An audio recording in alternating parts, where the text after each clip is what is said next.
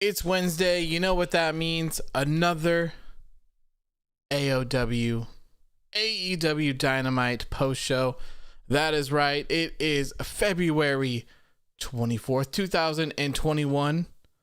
And, well, it was a big show tonight. It was a big show. How are you guys doing? Hope you guys are all doing well. Hopefully you guys enjoyed both shows tonight. There was a lot of good things on AEW Dynamite and on NXT as well. We'll talk about a couple of things going on over there as well. But first and foremost, how are you guys doing? What's going on? What is going on? Let me know what you guys thought about tonight's show down in the chat. Just trying to finish getting all of this stuff posted here, you know. There's so much to do. So much to talk about. So much.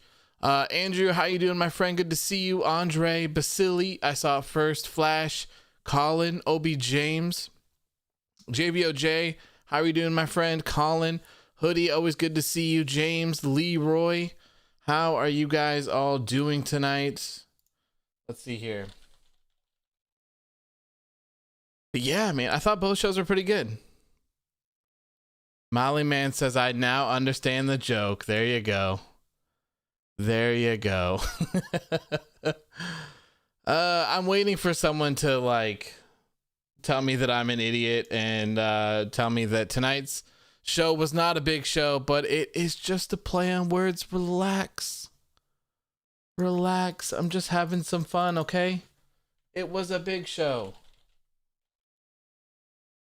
And more importantly, well, it was a big show.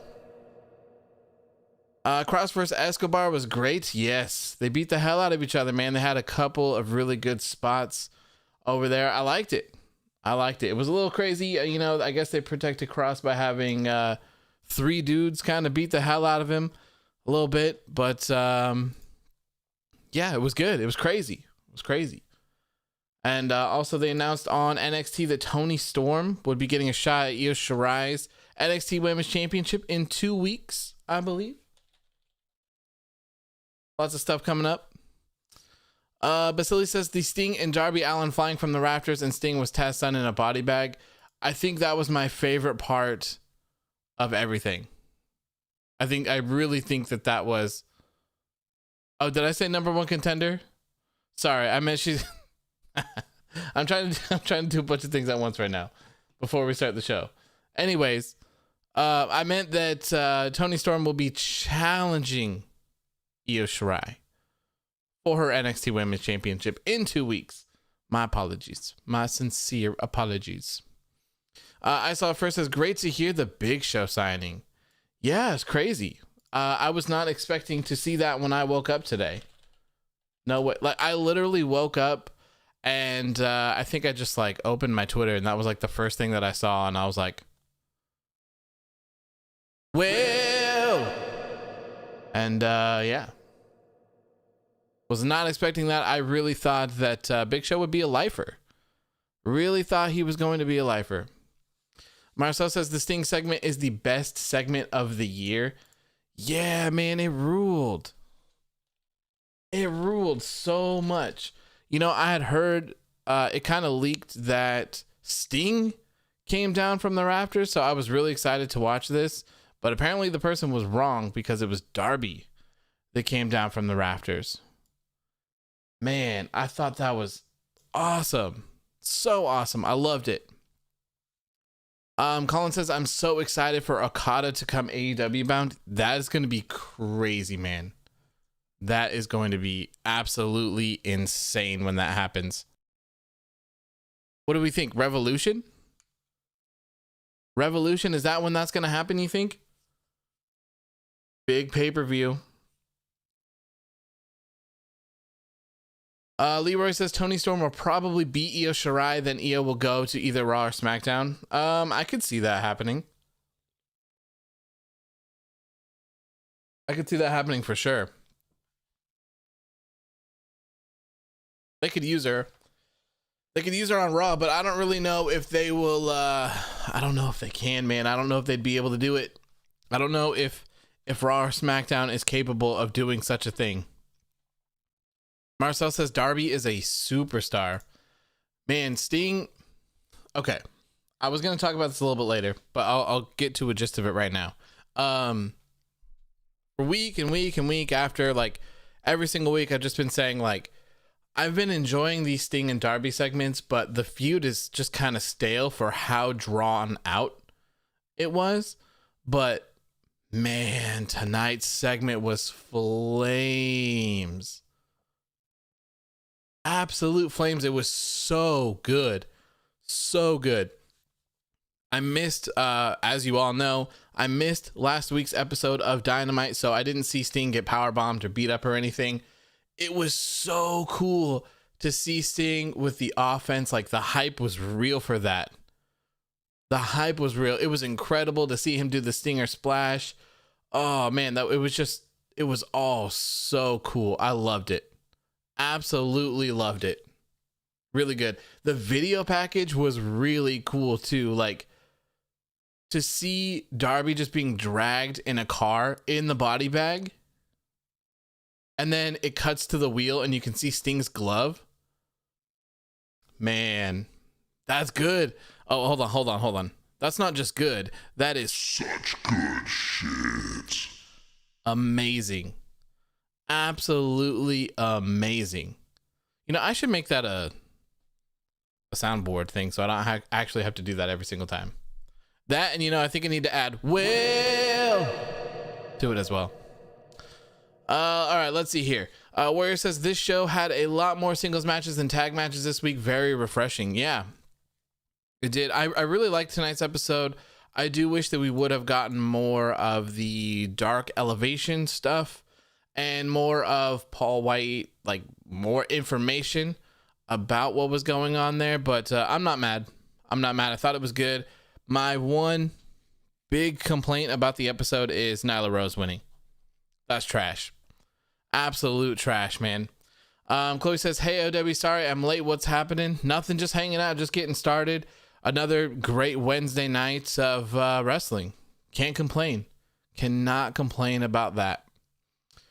Let's see. Rated C says, I'm sorry, AEW, but the Undisputed Era is not fine. Rated C, trust me. I just got a text message from Adam Cole just now. He said, don't worry.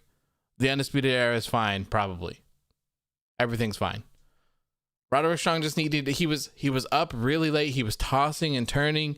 He was just worried about things. So Papa Cole gave him a nice little nap in the middle of the ring. So it is all good. He's going to sleep it off. He's going to wake up a better man. Tensions will not be high anymore. The stress will be relieved, and the Undisputed Era will be fine. Undisputed Era is fine. Flash says, I agree. Okay. So Marcel says they really reheated that feud, which I would agree with you 100% on that. And then Flash says, I agree. Tonight they brought life back to that feud. Yes, they did a really good job with that tonight. I'm very excited. I am very excited. So so AEW Revolution is Sunday, March 7th. So that means we have one more episode of AEW Dynamite. So next week's Dynamite will be the go home episode before AEW Revolution, which is kind of interesting to note. Because they did say that the face of the Revolution ladder match will have 6 people in it. Currently, it has 4, which is Penta, Lance Archer, Cody Rhodes, and Scorpio Sky. Next week, there is a match between the Dark Order's 10 and Max Caster from the Acclaimed. But to my knowledge, there is not another match that has been made. So are they going to have the 6th one be a surprise? Or is there going to be another qualifying match or what? Colin says, I'm still waiting for an Orange Cassidy push. I mean, we kind of got that with the whole Chris Jericho thing. They just didn't really seem to follow up with it, I guess I would say. Nate says AEW dropped the ball on Britt Baker. I don't necessarily know if I would say that they dropped the ball on her per se. But yeah, I was really expecting her, Thunder Rosa, to go through and win. And I think that the winner should have become the next AEW World or Women's World Champion, whatever. But it doesn't look like that's going to be the case. And before we move on that as well, Kenny Omega the other day in an interview said that Hikaru Shida was the one that came up with this tournament and booked the entire thing. So shout out to her for that. I believe she was in Japan or something like that. So Shida is the one that booked this entire thing. So you know what might end up happening is that someone from the Japan side will end up winning it, and then Hikaru Shida will just retain. I could see that happening. So it looks like on the right side we have Yuka Sakazaki and Ryo Mizunami. I'm sorry, I probably butchered that, but those are the last two in the finals on the Japan side. On the other side, we have Thunder Rosa versus Riho. The winner of that match will take on Nyla Rose in the U.S. finals. Marcel says next week's Dynamite looks shacked. Yes, yes, it does. Marcel also says Tony Khan said the sixth guy is a surprise. Interesting. Okay. So if the sixth guy is a surprise, who are we thinking? Rocco says, I love tonight's Dynamite, and I had really low expectations, but it made me hyped for Revolution. But at least I got a bathroom break for the women's matches now that Nyla's in it. Yeah, I'm still upset about that, man. Really upset about that. But I mean, you know, I thought that it really would have brought it home to have Thunder Rosa and Britt Baker in the finals on the US side, because it would kind of reunite that rivalry there. They had a fantastic match. So it would have been cool to see that. Would have been really cool to see that. Rocco also said that there's going to be a surprise entrant. Okay, so let's see if we can narrow down who that sixth guy is. What do you guys think? Who's it going to be? Who's the sixth man? Anthony says, watch everyone go nuts and say that the sixth guy is CM Punk. Man, it always happens. It always happens. It always does. I'm surprised we haven't heard it yet. Deshaun says Jericho and MJF really took that level and beat the hell out of the Bucks' dad. Thought they were going to do something to their mom too. That would have been crazy. That would have been crazy. James says, I believe that Taya Valkyrie, Bronson, Steiner, and Parker, I don't know how the hell you say that, Parker, and the rest of the new recruits will be taken to the moon. Maybe. Yeah, the class looks great. The class looks great. Kenta can be the sixth man, maybe.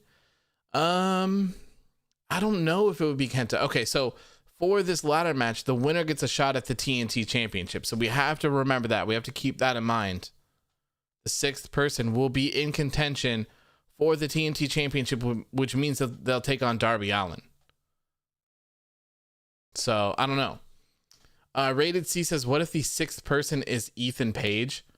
I would love for it to be Ethan Page. I would absolutely love that. I think Ethan Page is extremely talented. Whoever secures him, man, they're lucky. They're so lucky. Ethan Page is awesome. Ethan Page rules. I can't wait to see him come back and do whatever he does, wherever he does it. I'm certainly going to be paying attention to that for sure. Obi James says Okada for the sixth man. I don't think so. No, I wouldn't put Okada in there. Whatever is going on with Okada will have to do directly with Kenny Omega. I can't see Okada being put in a ladder match for the TNT Championship. I just don't think it would make sense. Marcel says it's gonna be Ethan Page. I hope. I'm excited for that. Vasily says Frankie Kazarian. Maybe. Could be, but I wouldn't really consider that a surprise. You know, for a surprise, I'm more so considering it to be like a new person that we haven't seen before, a debut or a return or something like that. Anthony says, I like the Ted DiBiase reference that Cameron Grimes did tonight in NXT. Yeah, it was a fun bit. Cameron Grimes is awesome. I love this whole new thing that he's got. That new gimmick is great. Miley Man says, did you see my comment on your Instagram post about Papa Buck getting beat up? I did. I probably did, but you'll have to refresh my memory because I don't quite remember. Wednesdays are pure chaos for me, like pure chaos. Anthony says Ryback or Redbeard. Eric Redbeard would be crazy. Eric Redbeard would be crazy. OB James says sixth man is Sammy Guevara. That would be a very solid choice. I think that would be a very solid choice, actually. To be honest with you, Sammy Guevara makes the most sense to me, especially if they're going to do something later on in the show. They're going to do something later on in the show. If Okada's going to come in or something like that, ooh, you know, Sammy would be a very good choice. I think that Sammy would be a fantastic TNT champion. The only thing is, do you have Darby Allin come off of this feud winning with Sting to have him drop the TNT championship? It's my only question. Miley Man says, my face when the third hour of Raw hits. That's perfect. Yes, I did see it. I do remember that now. That is 100% accurate as well. Chloe says, AEW, why do people keep saying that the Undisputed Era isn't fine when it's obvious that they're fine? I don't know. Maybe they have family issues at home. Maybe they don't know social cues. Maybe, maybe they're not people. Maybe they're not a people person. Whatever you want to say. I don't know. They clearly just don't understand because Papa Cole is just taking care of his children. That's all he's doing. That's all. Anthony says, I heard on the bump that Billy Kay will be the host of WrestleMania. Oh, really? Really? If that's the case, a lot of people are going to be really mad.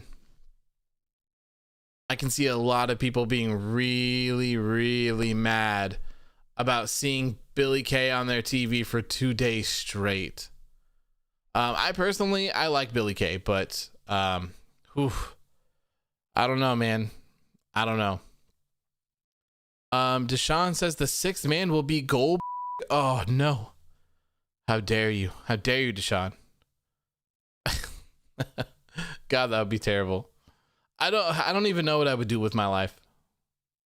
I don't even know. How you doing, Shreyas? How you doing, my friend? Good to see you. David Benoit as the sixth man. I don't know. Is he a good wrestler? I'm not sure. Probably not. Probably not. It seems more than likely that it would be Sammy Guevara. I think that fits. Especially having him off TV for a couple weeks and having him come back in. I think it works. Let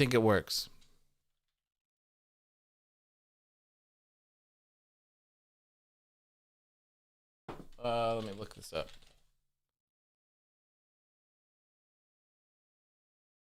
Marcel says it needs to be Mike Bailey. I am not familiar with Mike Bailey, I don't believe. I saw first says I need an Evil Uno push in 2021. I like Evil Uno, man. I remember being there at Double or Nothing, seeing them in the middle of the ring, and I was like, man, this is trash. This is so bad. I don't know what this is, but I know that it's not good. And look at how far they've come. I love the Dark Order, man. They're so great. It's crazy. It's crazy. How you doing, Punk? Good to see you. Good to see you, my friend. Rocco says the Revolution card is looking stacked. It is. It is, man. It is. Anthony says not bump today, but Elimination Chamber bump. I haven't seen anyone talk about that. Billy Kay host WrestleMania? I mean, was it just something that was mentioned that she wanted to do? Oh, it looks like it. Loading. Okay, yeah. So it wasn't announced that she is. It was just brought up.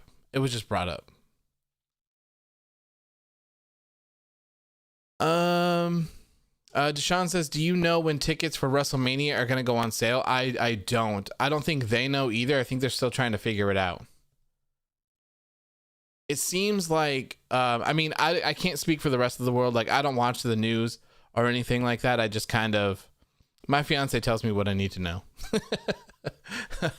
And, so today we found out that we're actually like finally opening up a little bit here. So we have been like, you can't do anything here. Like, gyms aren't open, movie theaters aren't open. You can't eat inside. We have not been able to eat inside since last year, pretty much. It's almost been a year. So anytime we ever want to go out to eat, you have to eat at a table outside. It is so annoying. But on Friday, I think they're going to start allowing 25% of people inside of buildings. So here in Oregon, we can finally eat inside. I'm not sure what they're doing in Florida, but I'm assuming that WWE is going to want to put in as many people as they possibly can for WrestleMania. So I would assume that they're going to draw that out as long as they possibly can so that they can get a clear picture. And to be honest, I think that Florida doesn't care whatsoever. So they might be able to put a good amount of people in there. Marcel says, watch his PWG stuff. He's got a Karate Kid gimmick. Okay. Yeah, I'll check him out. I'll check him out for sure. I really need to watch Takeover Vengeance Day as well. I still have not had time to do that. I've been so busy lately. It's ridiculous. Flash says BTE has done miracles for the Dark Order. Yes, it has. Josh says, if you were an AEW GM, how would you book Cody to come back into the world title contention? I wouldn't. He did it to himself. It's a stupid stipulation, and he's got to honor it. That's my opinion. I don't think that... so, here's the thing, I guess, as well. We have a big queue of people who are bound to become AEW World Heavyweight Champion here. So maybe in like 3, 4, 5, 6 years, whatever it is down the line, maybe they can do something with it. Maybe he can just be a heel and be like, I don't give a shit. I'm a EVP. I can do whatever the hell I want. So I'm just going to put myself in the title position anyways and just do it that way. But it's too fresh. It's too fresh right now. It doesn't need to happen.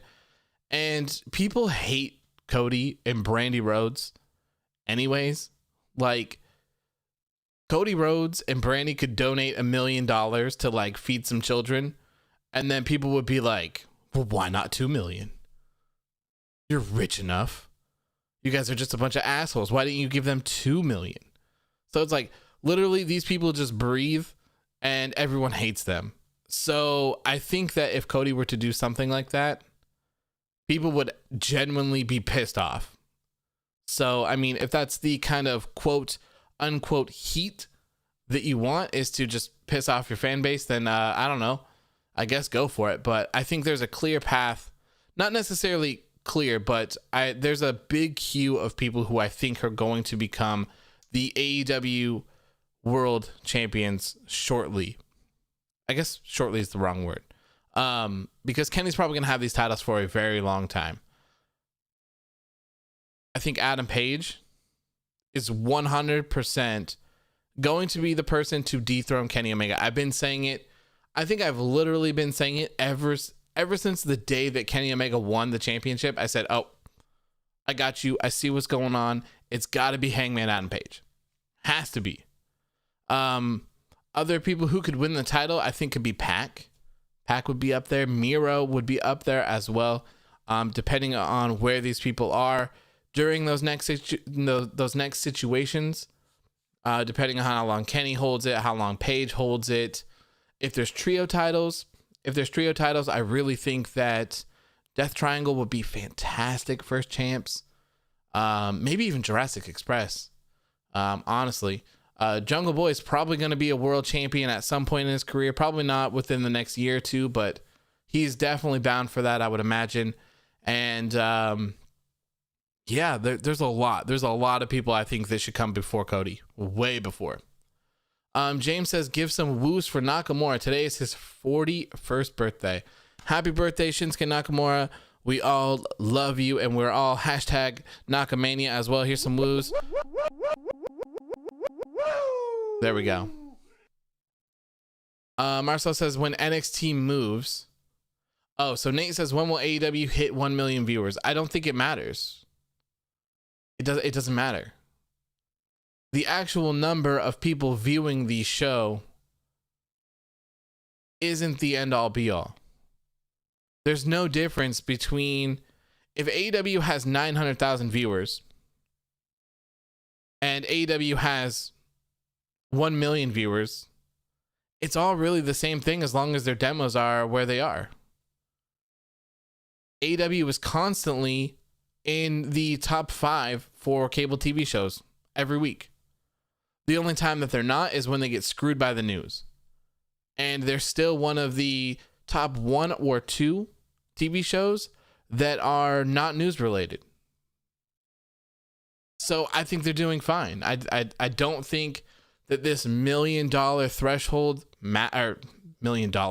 this million viewer threshold, I don't think it matters to anyone. It's all about that demo, baby. All about the demo. Kalbudai, I'm sorry if I butchered your name, says, I have a huge feeling Nyla gonna win the tournament and we're all gonna have another Shida versus Nyla. I hope not. I hope not. JBOJ says, what happened to Sean Spears? I don't know. Good question, man. I haven't heard anything about him.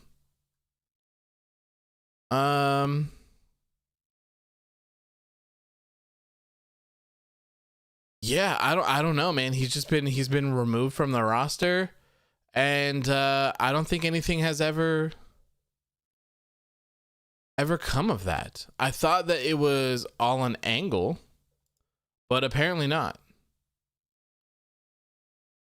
Did he actually quit? Did they actually let him go? Because I knew that they took him off the roster, but I always just imagined that it was an angle.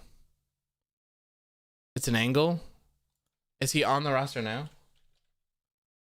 He's not on the roster still. So where's this playing out though? You know? He's not on Dark, is he? Marcel also says God. Man, words are very difficult today. Jesus. AEW was trending #1 on Wednesday, which is normal. Yes. He was there for the Brody Lee tribute, which was after he quit. But yeah, that was a long time ago. And grab the date. I'll look at my video to see what date that was. Okay, so oh god. Okay, so that was 12:30. That was December 30th. He quit on, so he had a promo video saying that he was unhappy on the 23rd. He quit on the 26th and was removed from the roster page on the 26th. And then, so Marcel says that he was there on the 30th. So that's the last time that we've seen him is in December. So it's been 2 months. 2 months since we have seen Sean Spears. Sean going to Impact, I reckon. Sure, not bad. But I mean, the problem is going to become that you have all of these AEW people beating your Impact roster, which is not going to be good for Impact in the long run. Anthony says, what happened to Aleister Black? Nothing, man. He's just sitting. He's sitting in a dark room doing nothing. Dark room doing nothing.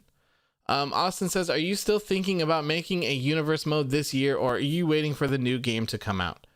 I do want to do a like community universe mode where we all just kind of hang out and chill and just do stupid stuff and just book a stupid show and just kind of see what happens. That's kind of my goal. Just to hang out, make stupid matches, and just watch them. See how it all plays out. I do want to do it on 2K20 because it's such a disaster. And I think it would be fun just to see the glitches and all of the weird stuff that it does. So I don't want to take it seriously or do anything crazy with it, but I just kind of want to play it with people, and we can build our own roster and then go through and build the matches and go from there. I think that'd be a lot of fun. I do have Wrestling Revolution that I just bought for the Switch a couple weeks ago. So I do plan on bringing in a career mode for that. I think that game looks incredibly wild. I've been watching some videos on that, and the career mode is absolutely insane. So we're going to do that as well, but that will be on the gaming channel, not done here. Latrella says, Alistair's just waiting for someone to knock on his door. Don't worry. Yeah, it's just taking a little bit of time to find where Alistair Black lives and to knock on his door. Rocco says it's just like his Instagram, and he only follows his wrestling school, the Hubers, Peyton Royce, and Jay White. Interesting.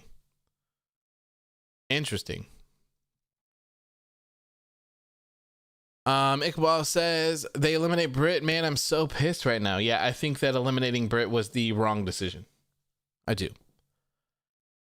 But you know, all is forgiven if the person that wins this tournament loses to Shida. Then I don't care. Doesn't matter to me.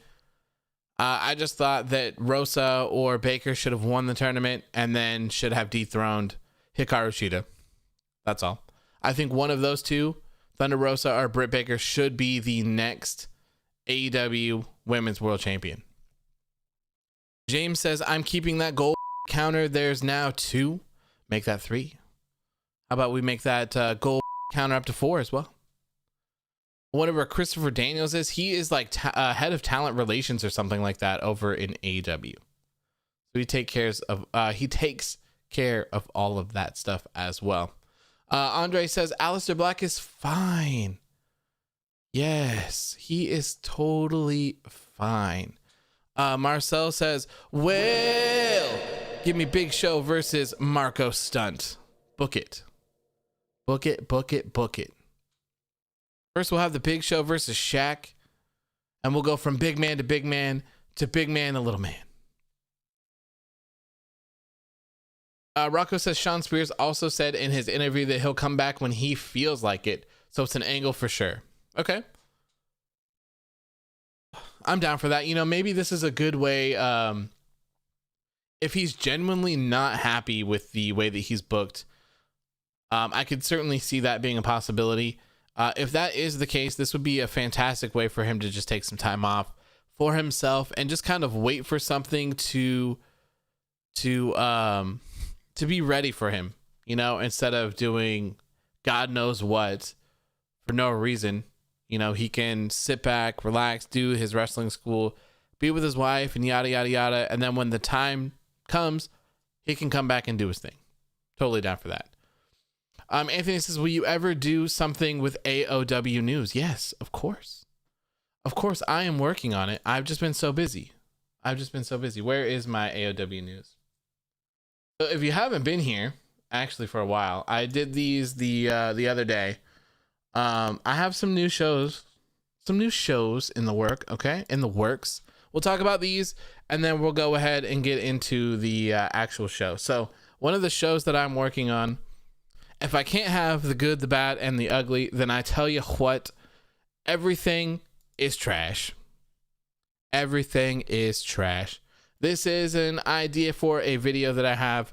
Probably, I don't know if it'll be a weekly series. Maybe when there's just enough stuff that is trash that I can compile into like a 10-minute video. Maybe that will be there. Next up, let me see. Let me find the next one here. So the next one that I have is called By the Numbers, and I think this thumbnail is trash, and I kind of think that this logo is kind of trash as well. So I'm still gonna try to work on this and try to figure it out, but this one will be a breakdown of the matches and the lengths and all of that sort of stuff. So it'll also include the ratings. I think we'll talk about those as well. So it'll probably be just kind of a quick 5-6 minute video, something along those lines. This will happen often. So this would happen for Raw. This would happen for NXT, Dynamite, and SmackDown. So this would happen for all of those shows every single week. It'll kind of be like an extension to my ratings posts. So the ratings post will still happen, but this would be there as well. So we can talk about a little bit more in depth about things. They'll probably be pretty short. That would be my guess for that. I haven't worked on any of it other than just kind of coming up with the idea. The next one, and last but not least, is AEW News. The best news coverage in the world. This one's going to be a lot of fun. This is going to be a lot of fun. I promise. I have the assets that I have for this is crazy. Absolutely crazy. Got a lot of cool assets for this. It should be a fun show. I'm not sure if this will be a weekly series or how often it will happen, but it'll just be a news show. Like, it's legit. It's legit going to be like your 10 o'clock news.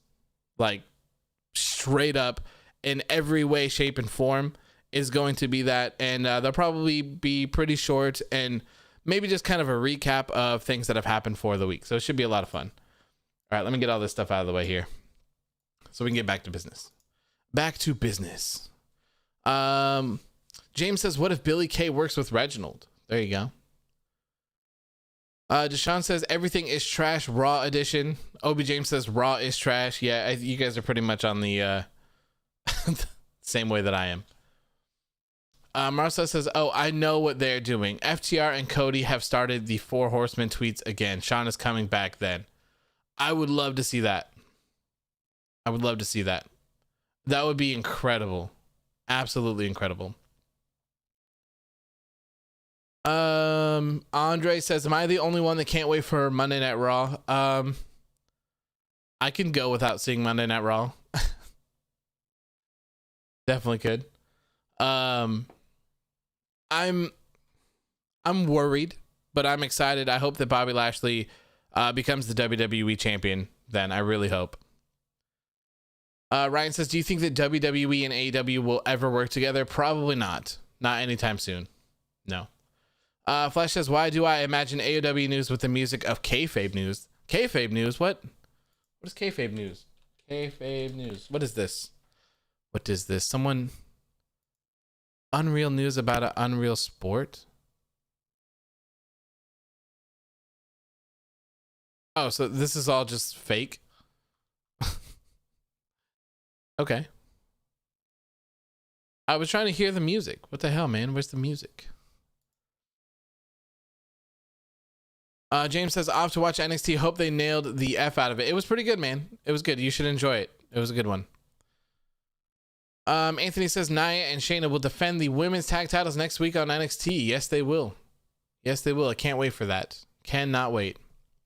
Marcel says, someone said AEW has the roster for 90s WCW, 2000s Indie Stars, and 2010 WWE guys and New Japan guys.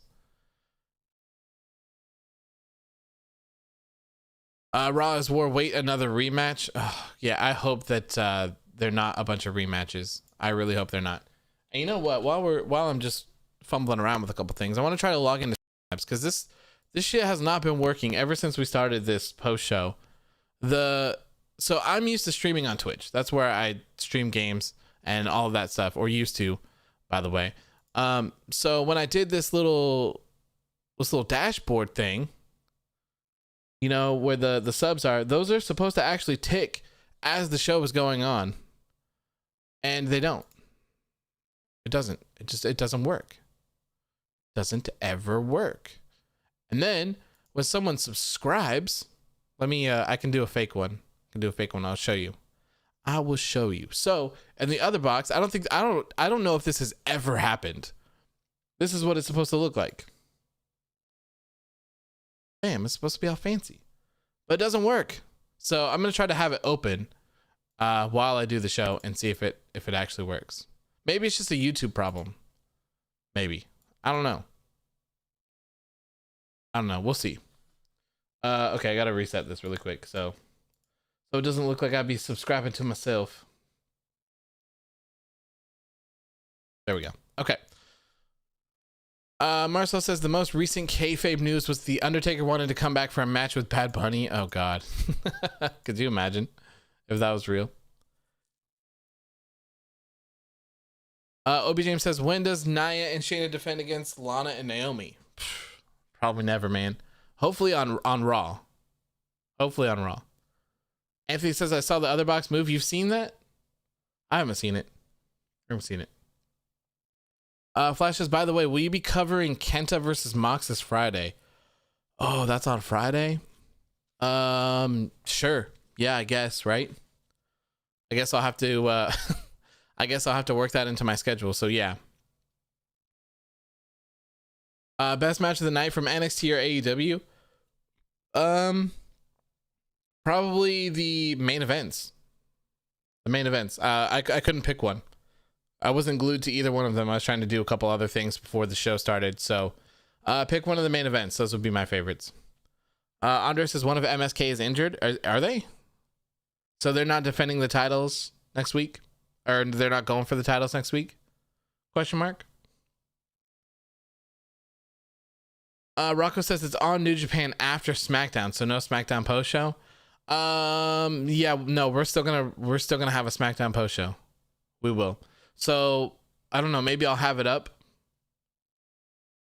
while the show's going, and we can talk about it. We can talk about it as it happens, or I'll just cover the match or something. But yeah, I'm not gonna get rid of the SmackDown post show. No. So we'll be here. We'll be live. Everything will be going on. And worst case scenarios, I just posted pictures from it. That's about all. Phoenix did a Spanish fly and Archer, says Marcel. Yeah, that was crazy.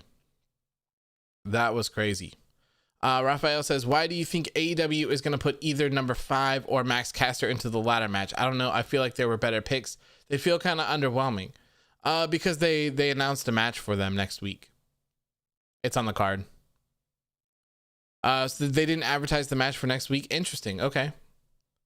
Interesting. So it's hard for me to see every single thing that happens on like for every second on both shows. I did see that someone attacked MSK. I think it was the Grizzled Young Vets. So I did see that, but I didn't see what happened or what became of that. Ryan says Drew McIntyre will most likely cost Bobby Lashley the WWE title on Raw. Man, I hope not. I pray to God that does not happen, because that would be trash. Absolute trash. Okay. It's been 46 minutes. Let's get into the show. If you are here and you have not already subscribed yet, please make sure to hit that subscribe button. I would greatly appreciate it, and I will give you a good old well for every time you do it. And also, please make sure to hit that like button as well. It really helps me out when the video gets published and goes live. It's good stuff, man. It's good stuff. We're super close to monetization, by the way. Thank you guys so much for everything that has, for all the views and everything that you guys have done lately. It's absolutely insane. Thank you guys so much. We'll have it by next week. 100%. 100%. I think that by the next episode of Dynamite, maybe even on Monday, I will have crossed that threshold, and then I think I have to apply for it, so I'm not sure how long it will take, but we'll be there. Finally. Oh, thank God. Thank God. Thank you guys so much. I appreciate it. Marcel says AEW just announced that Jericho and MJF are doing a press conference next week. Yeah, I saw that. They did it towards the end of the show. They announced it. That'll be interesting. I hope that they don't win the titles from the Bucks. I hope they don't. Andre says Liverpool's number 1 said one of MSK broke his hand. Interesting. Flash says AEW post shows are such good shit. I agree with you, man. Or more so, I should say, well, I agree with you, my friend. Anthony says, thought on Indy Hartwell saying that Dexter Lumis is hot. Dexter Lumis is amazing. Not hot in that sense, but hot as in on fire. You know what I mean? If you know what I mean. What is all this stuff? Okay, garbage. All right, let's get into the show. Tonight's episode of AEW Dynamite kicked off with your former AEW World Heavyweight Champion. And you know something that I just noticed? He wasn't carrying the United States Championship with him. The IWGP United States Championship. What a shame. What a shame. I just noticed that. He should be carrying it this whole time. Oh, actually, you know what? I guess it makes sense because he probably doesn't have it. I would assume. Because the Kenta stuff was filmed before. So maybe the reason why he had it is because Kenta was there. That probably makes sense. But anyways, still kind of sucks to not to see that title. That title is beautiful. It looked great on AEW TV. So it was very weird to not see him with that now that I'm thinking about it. He was facing the Hollywood hunk, Uncle Ryan. This is not Dolph Ziggler, by the way. Not Dolph Ziggler. He got his ass whooped, if you were wondering. Uncle Ryan got kicked to the curb in just a minute or two. It didn't take long. Afterwards, Moxley grabbed a chair and cut a promo, and this promo was fantastic. Ooh, it was a good one. An absolute good one. Moxley said he would crawl through the mud, barbed wire, and landmines to get back to the top and reclaim his AEW World Heavyweight Championship. And this match at Revolution between Jon Moxley and Kenny Omega is going to be crazy. Absolutely crazy. Raphael says, will the Nexus or Carlito show up at WrestleMania 37? Asking for a friend. It's so funny. Where's Phillip? Where's Phillip? Where's my oh, there it is. Nope. Hello? Hello? Paging Phillip? Phillip, are you there? The Watchers of Truth and the Keeper of Truths is looking for someone that goes by the name of Phillip. He's gone. We haven't seen him for a couple of days. We are trying to find Phillip. He's a fan of Carlito. He loves the Nexus as well. Has anyone seen Phillip? Please come to the front desk if you have found Phillip. He is lost and we need to find him immediately. Please report to the front desk. Thank you. Molly says, why do I get the feeling that AEW is purposely making Uncle Rob a jobber? You mean Uncle Ryan? Uncle Ryan? I mean, this is what they do with people that aren't signed. And a lot of people like him. Marcel says, how do you do that? I have a Go XLR. And it has, so the Go XLR is, it's like a gaming thing, you know? So you can plug like all your audio into it. And it's got some little knobbies so that you can change the volumes of everything. So like I can change my mic, your guys' chat when I have someone in Discord, like I have a little knob to change all of those. It's got a little sampler thing in it. That's how I say gold as well. It's got that. And then it has these sounds on it. So it's got the echo. The front desk one. I have no idea what this one is. This one's like a robot, I guess. Number 4, this is like a squirrel thing? This one is such good shit. And I have no idea what this one is. Kind of like a robot one, too. But yeah, no one has come to the front desk yet. So, please, if you have seen Phillip, please report to the front desk. Just mention Carlito.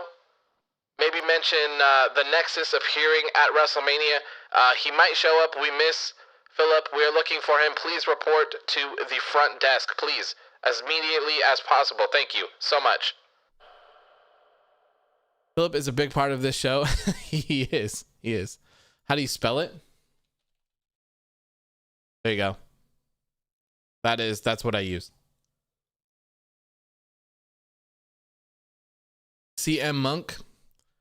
Sounds like Alvin and the Chipmunks. Yeah, the Go XLR is awesome. If you're any sort of content creator, streamer, YouTuber, whatever the hell it is that you're doing, buy one. It is the best purchase you will ever make in your entire life. It sounds amazing. Sounds amazing. It's so good. So good. And you can have a little soundboard like this. You do whatever you want. It's so much fun. It's chaos. Absolute chaos. You're welcome, Marcel. You're welcome, my friend. You know, I'm gonna take a soundbite from tonight's show with the that, and I'll post the whole entire Philip thing. We are going to find Philip. We are going to find Philip, and we will make sure that he is here. Okay, we'll make sure that he is here. Marcel says, "Is yours the $600?" There's a $600 one. I think mine was $500. Yeah, so it's, I mean, yeah, it's $500. $500. But yeah, it's the big one. It's the big one. The one that has 4 knobs, and then it has like a top section with some knobs and then a bunch of buttons and all that stuff. Finding Philip, yes, we will. We'll do this. Hashtag finding Philip. We'll get to the bottom of all of this. We need a segment for Philip. It's so funny. It's so funny. It's a lot of fun. There's what? Can you post a link?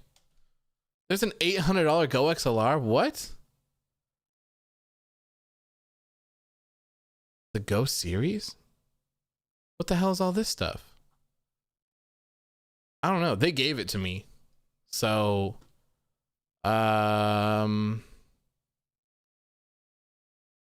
Guitar Center Go XLR.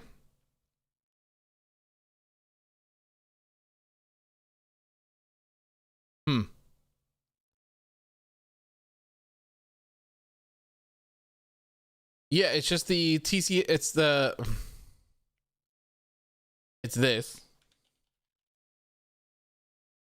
Bro, my ring camera is going off like bananas today. Jesus.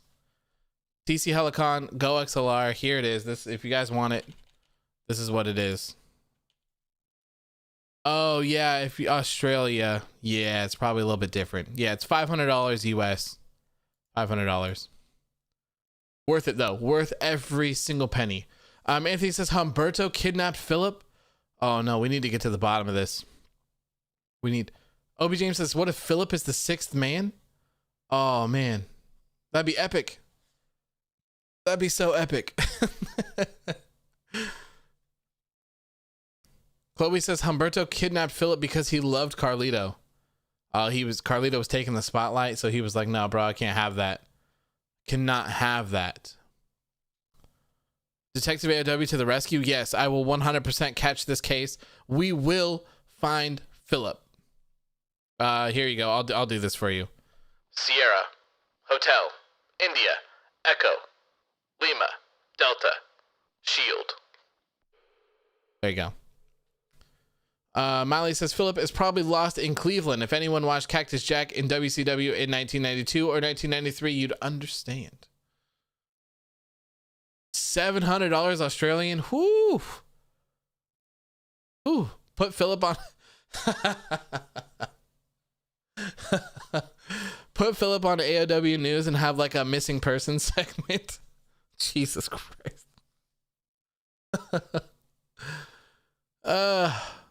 And Wanted. Oh, that's such a good idea. That's such a good idea. I'm 100% going to have a Wanted segment on every single episode of AEW News.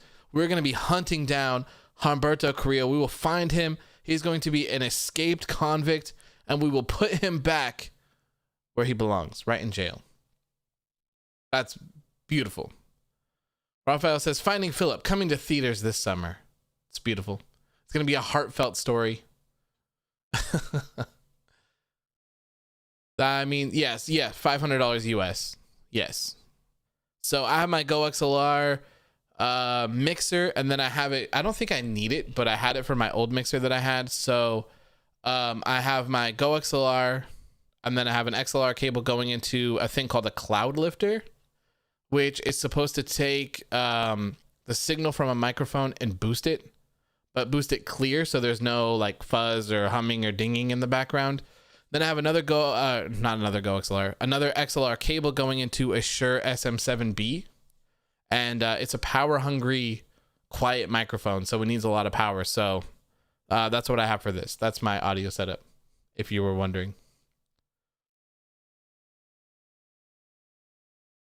Rocco says you should do a Revolution Discord call like you did for the Rumble. Yeah, we will, 100%. We will do that. So the only one that we won't be able to really do it for is WrestleMania, because it's on Saturday and Sunday.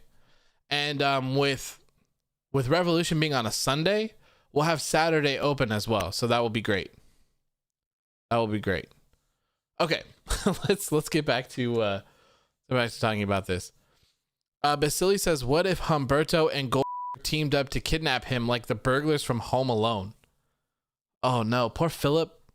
You think poor Philip was just watching the Monday Night Raw post show and he was just jumped and attacked by Humberto Carrillo and Gold? Oh man, I would have to seek out revenge for that. Big Poppa AOW would have to come out and search and hunt them down and beat the brakes off of them. Don't mess with our friend Philip. Don't mess with Philip. Okay. JBO just says we need to bring in the bad boys, Mike Lowry and Marcus Burnett, to find Humberto. No worries, my friend. You have Detective AOW in the building. I will find them. I will bring them down, and I will bring Philip back safe. Not a scratch on him, I promise. I promise. Raphael says, in order to save Philip, we must reunite the Nexus and recruit Carlito. What a hilarious movie that would be. Kind of like Jay and Silent Bob Strike Back. Like their whole journey is to cancel the movie. So our whole journey would be to save Philip, and our journey is is doing all of that. Rocco says you should do a call on the Friday because it's the go home show, so everyone's going to be talking about Mania. We could do that. We could certainly do that. We could definitely have a instead of doing like the normal things that we do where we just sit here and chat for a little bit, we could just get right into a SmackDown review, and then we can just go right in and do that. I'd be totally down to do that. That'd be fine with me. That'd be fine. We'd have a lot to talk about as well. A lot to talk about. Molly Man says, I spit in the face of people who kidnapped Philip. 100%. It's disrespectful, man. Hashtag we are Philip. Saving Private Philip, says Chloe. James says Humberto is the one who ran over Elias and covered Jeff Hardy in whiskey last May. What a menace. What an absolute menace.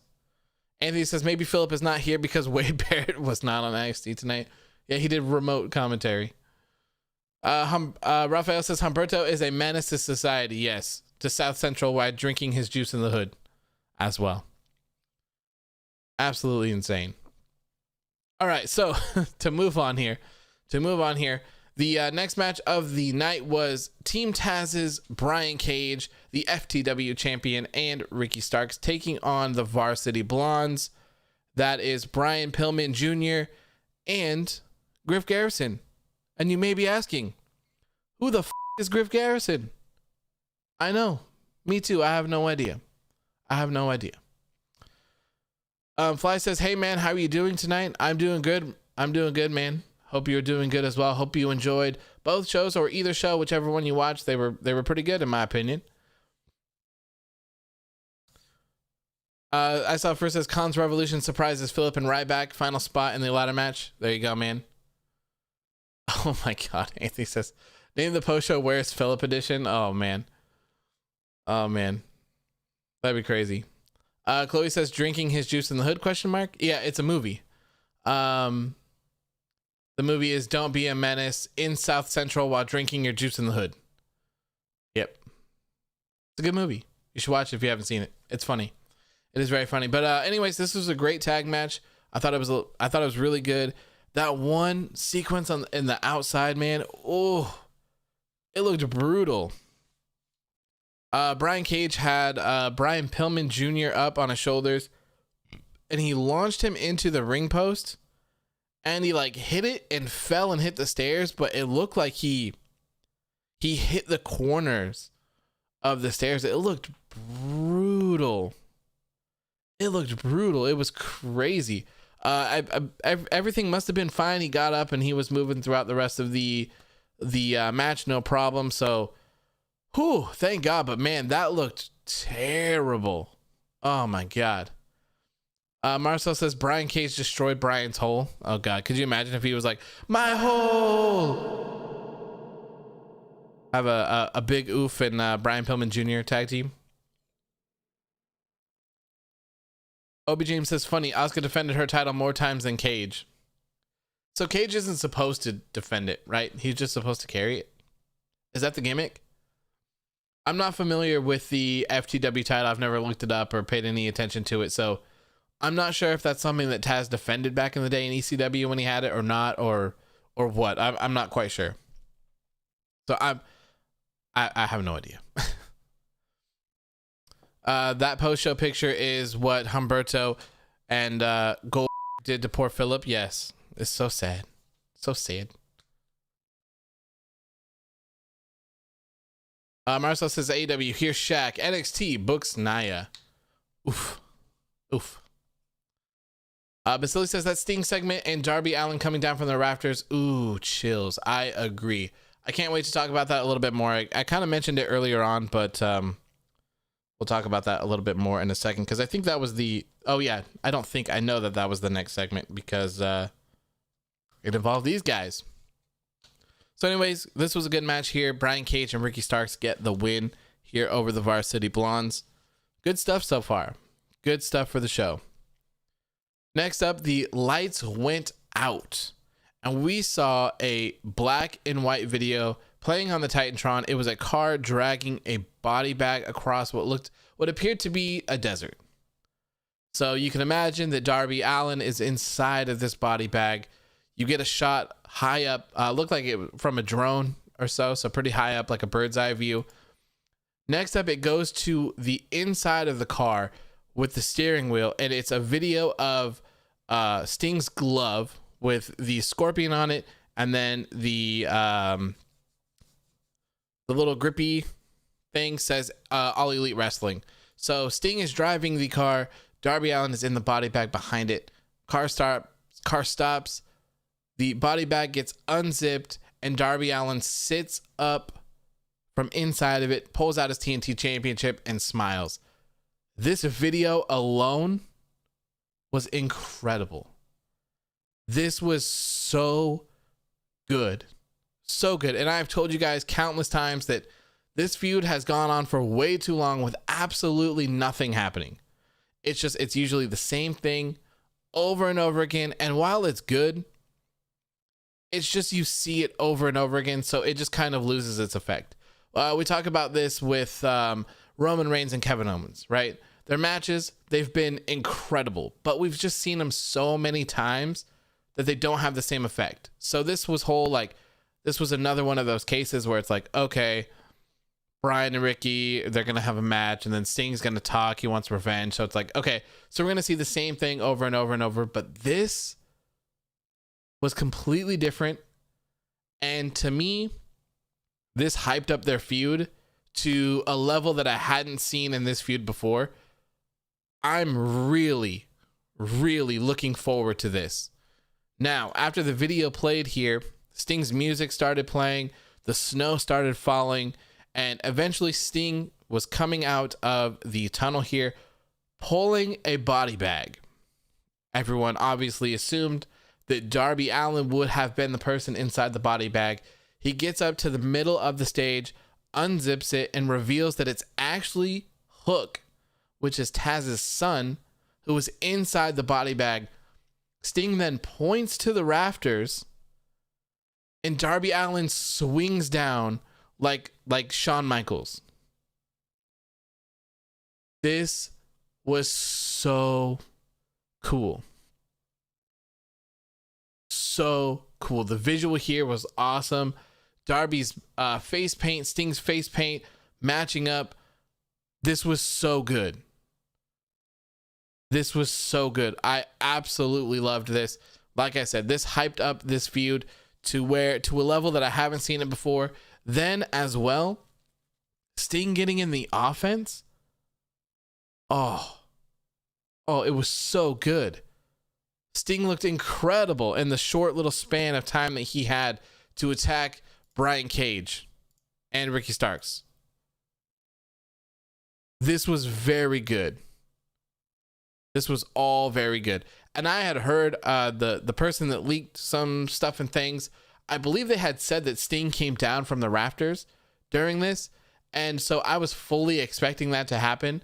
So when I saw Sting walking out, I was like, damn, that guy's lying. And then I was like, oh, but what if it's Darby? What if it's Darby? Incredible. Absolutely incredible. I loved every second of this. And this is so cool. I think this helps Darby so much. I don't think it should have been this long, but still, this was incredible. Seeing Sting and Darby is still unreal to me. I love it. I love seeing them together. I can't wait to see this street fight that they're going to have. Of course, it's going to be pre-recorded, so it'll be interesting to see what it looks like. And it'll be very interesting to see where we go from here. You know? Where do we go after this? What happens with Sting and what happens with Darby? Does Darby move on and pretend like this never happened? Does Sting be some sort of mentor, manager role to Darby? Should we see that Sting and Cody Rhodes feud that we all think that we're eventually going to get? I don't know. Let's see. Raphael says the Scorpion Death Drop was kind of clean. Yeah, and the Stinger Splash in the corner, it was good. It was all really good. Blake Cooley says his offense was amazing. Couldn't agree more, man. Couldn't agree more. Marcel says, to be honest, it made sense for Darby to zipline, not a 60-year-old Sting. Yeah, it does. It does. And it was incredible. It was incredible. Molly Man says, bring back Phillip. Bring back Phillip. We will find him. We'll find him. I promise. The first thing that I do when I'm done going live, I'll scrub through the video and I will find it and I'll post it. I'll make the little thingy and I'll post it. Basili says it's honestly like a father-son partnership with Sting and Darby. Yeah, so kind of like a mentor, you know? I would love to see that dynamic between them, having Sting as like a mentor to Darby. I don't want to see Sting challenge Darby for the title or anything like that, but you know, I guess it's probably pretty safe to say that that won't happen, considering they're going to have a clear number one contender after Revolution. So who knows?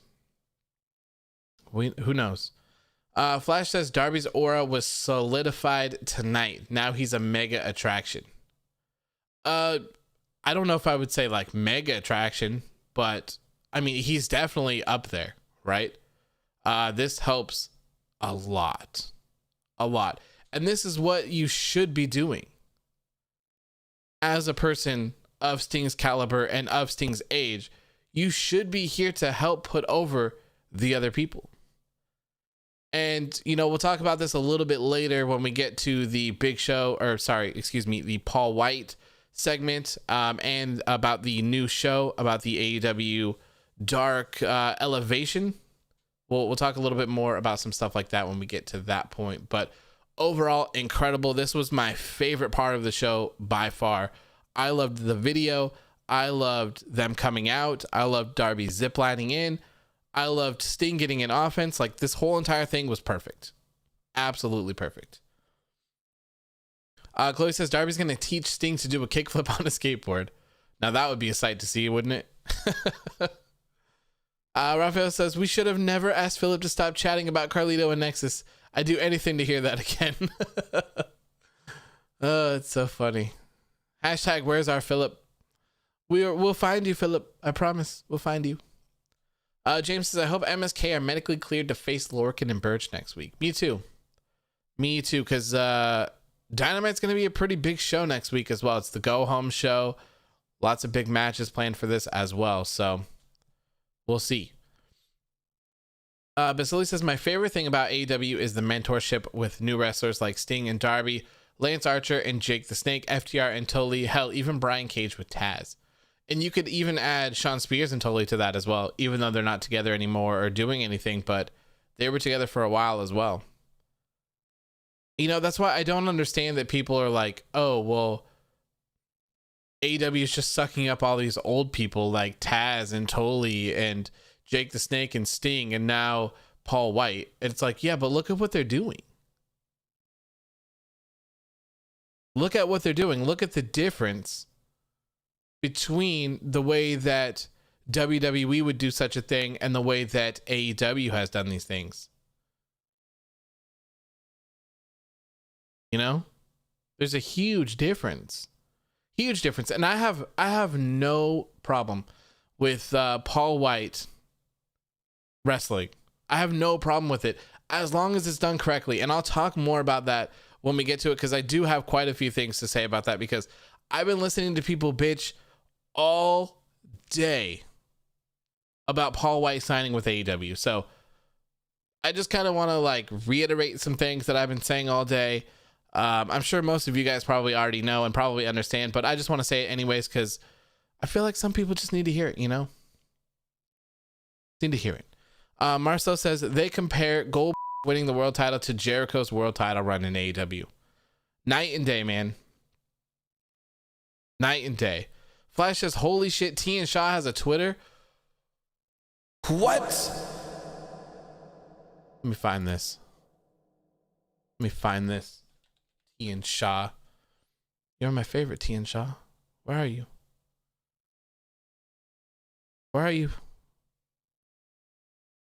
T and Shaw, where?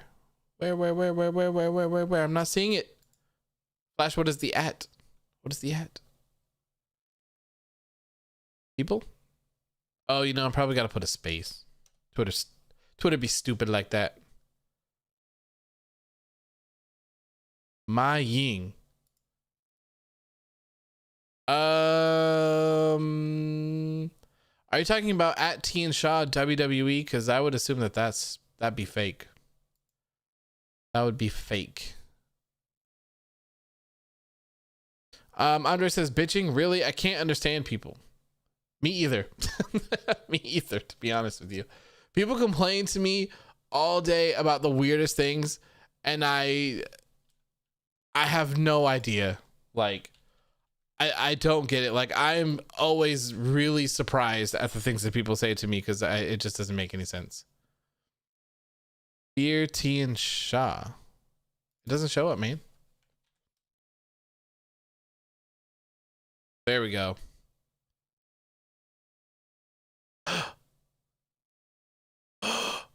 What? Bro. No. You guys gotta see this. Oh, this is incredible. Hold on. How do I put this on my screen? Okay, I'm gonna save it because I don't know. New shows.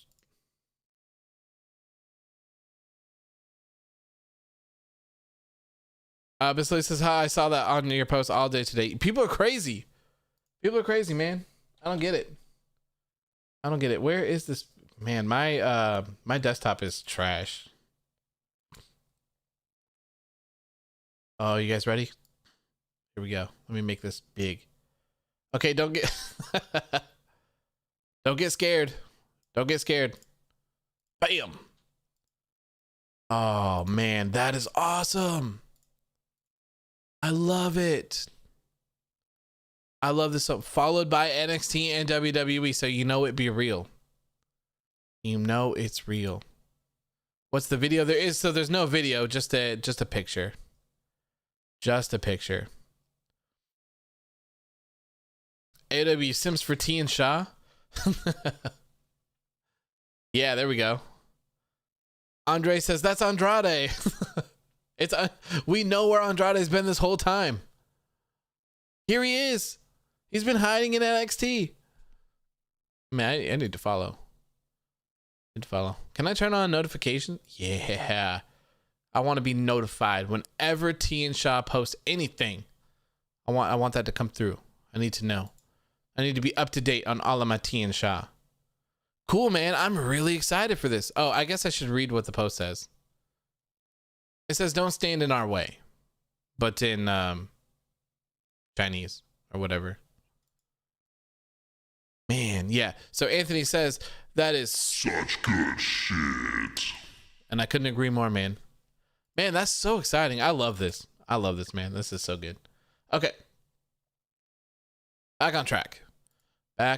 Lots of shiny things today. Miley Man says, in Ron Simmons' voice, damn. Yes.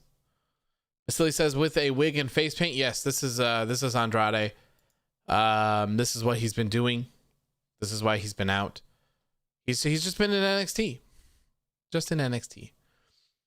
All right. So after this whole Sting segment here, we had a backstage interview with Tony and let's see here, Miro, Kip Sabian, and Penelope Ford.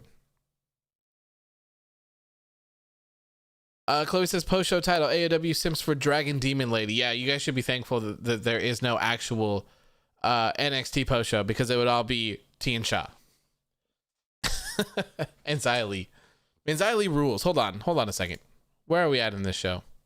Okay, we haven't crossed that path yet. I do want to talk about a couple things NXT, but we haven't gotten there yet. So look at Andrade, man. So inspirational. Marcel says, I really thought they would do Kassidy versus Miro at the pay-per-view. Yeah, I'm kind of shocked that they're doing a tag match. So this whole backstage segment thing here was Miro talking about how Charles Taylor, his butler, should not be teaming up with Orange Cassidy. He's a loser. Yada, yada, yada, yada, yada here. This feud is still going. I'm assuming that they're just trying to find things for Miro to do at this point, because they've been stretching this out for quite a while now. So hopefully Tony Schiavone ended up getting a note later on in the show, or sorry, not later on in the show, but later on in the interview segment here. It was a note that said, like, will you face us at Revolution or something like that? And it was like a box to check yes, a box to check no. And yeah, then it was made official earlier. Or sorry, Jesus. It was made official later that Miro and Kip Sabian will take on Orange Cassidy and Chuck Taylor at AEW Revolution. So I hope that this is the end. I really hope that this is the end of the road for this feud. I mean, do we want to see this get dragged on a little bit longer to get Miro versus Orange Cassidy? Is that what we want?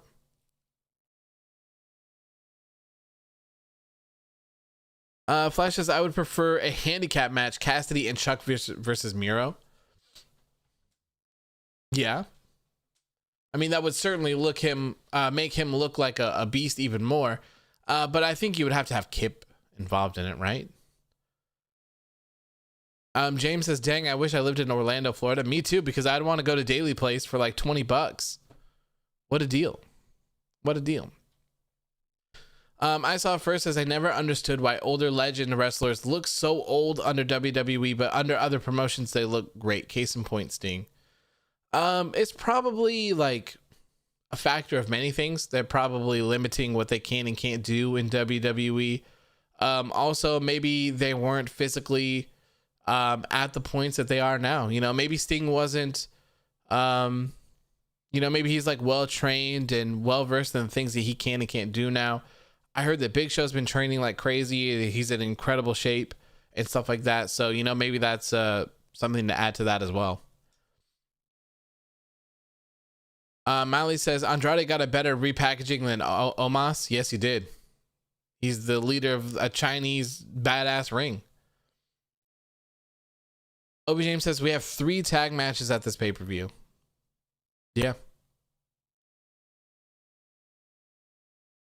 What if T and Shaw is actually Philip?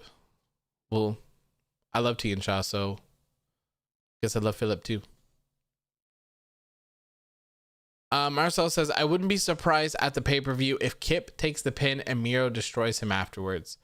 Yeah, I could definitely see something along those lines happening for sure. Like, I think the end goal here is that when this best friends feud end, Miro's going to kill Kip Sabian, right? I think we're all pretty sold on that happening. I think we all pretty much know that that's where they're going to go. And then once that happens, I think that the ropes will be off on Miro and they'll start to do bigger and better things with him.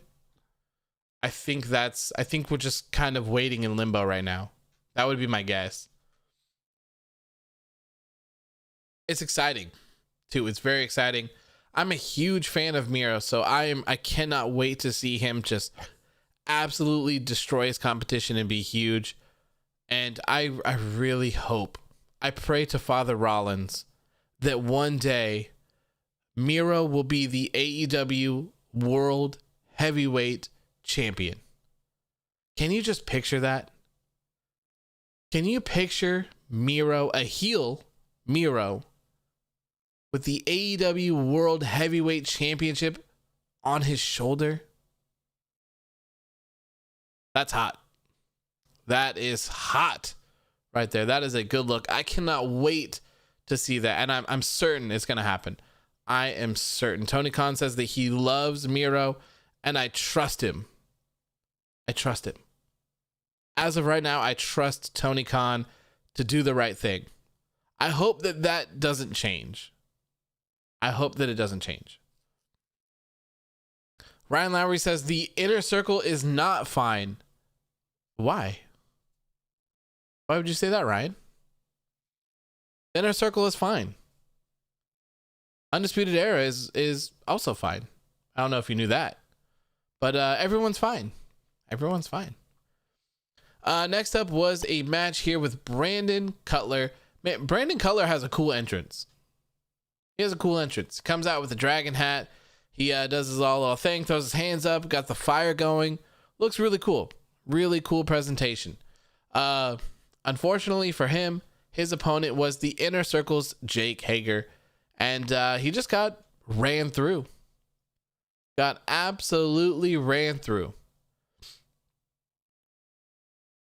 After the match, the rest of the Inner Circle came out. We saw, well, sorry, not the rest of them, but we saw Wardlow, Ortiz, and Santana come out. And I don't know if this was on purpose or not, but when Ortiz was getting in the ring, he like rolled over and fell on the ground. It kind of looked like it was on purpose, but I'm not quite sure. Ortiz is wild, so I wouldn't be surprised if he actually just did it. Anyways, they're putting the beat down here on Brandon Cutler while Jake Hager is just standing there, still just basking in his glory, if you will, to take a word from Keith Lee, or a slogan from Keith Lee. Just hanging out, enjoying his win. Anyways, the Young Bucks come out to help save the day. They end up chasing off all of the members of the Inner Circle when all of a sudden they hear, "Hey Bucks, up here." Everyone's favorite line. And I pray, and I hope to God that was a joke. I hope that was a joke, because I can't stand it when people do that. So I'm assuming it's a joke because it's Chris Jericho and MJF. But the "Hey Bucks, up here" killed me. Thought it was hilarious. Marcel says, I think a lot of other wrestlers at AEW are better in ring than Miro, so I think he's training to get better and get out of the WWE style.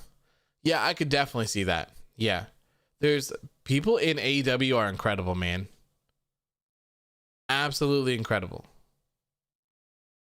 Lots and lots and lots of very talented people in AEW. Rey Fenix has been showing, man, he's been going crazy. He's been going ham. He's looking great.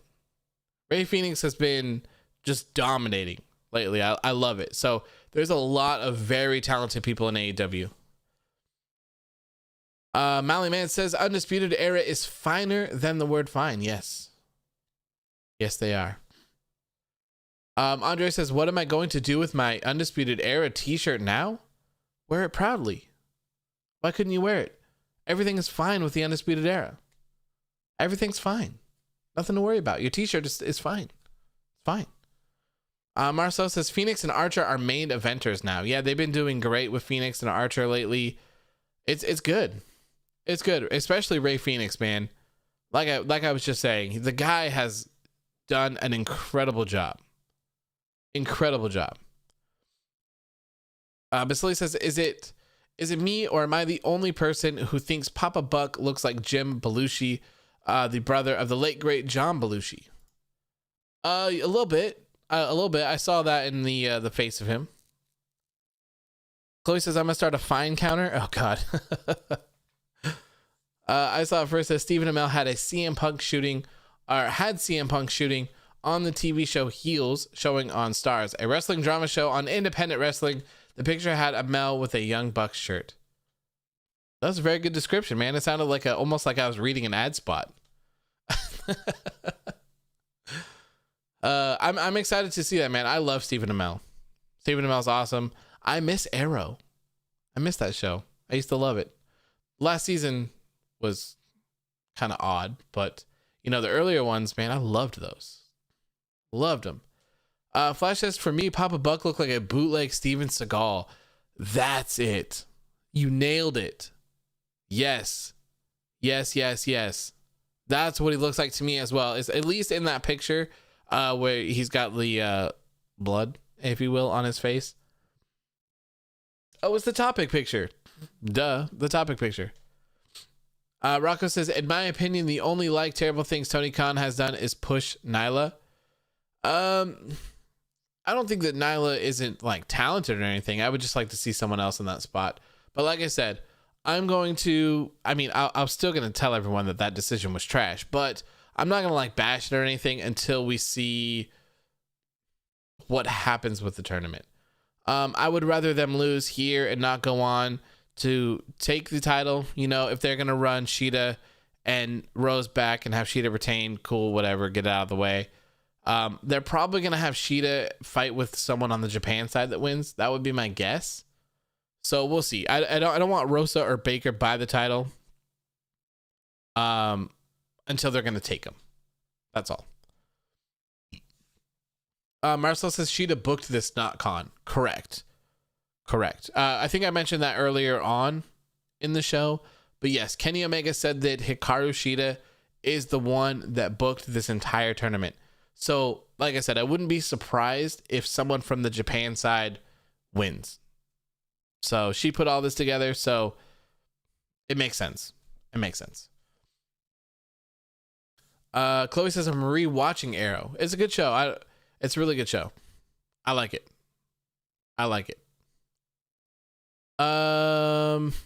saw something about Val Venus, but I think James deleted it. But yeah, I don't care what he said, but what Marcel said, Val Venus can shush. That's probably what I would have said as well. Flash says, by the way, and quoting the late great Eddie Guerrero, where the fuck is Vicky? Oh yeah, she wasn't there, huh? I didn't even notice.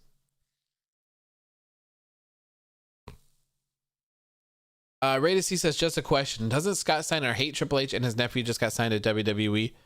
Yeah. I think it's safe to say that Scott Steiner hates WWE as a whole. Rocco says, Conan and Disco Inferno have the worst podcast. All they do is bash Tony Khan. Really?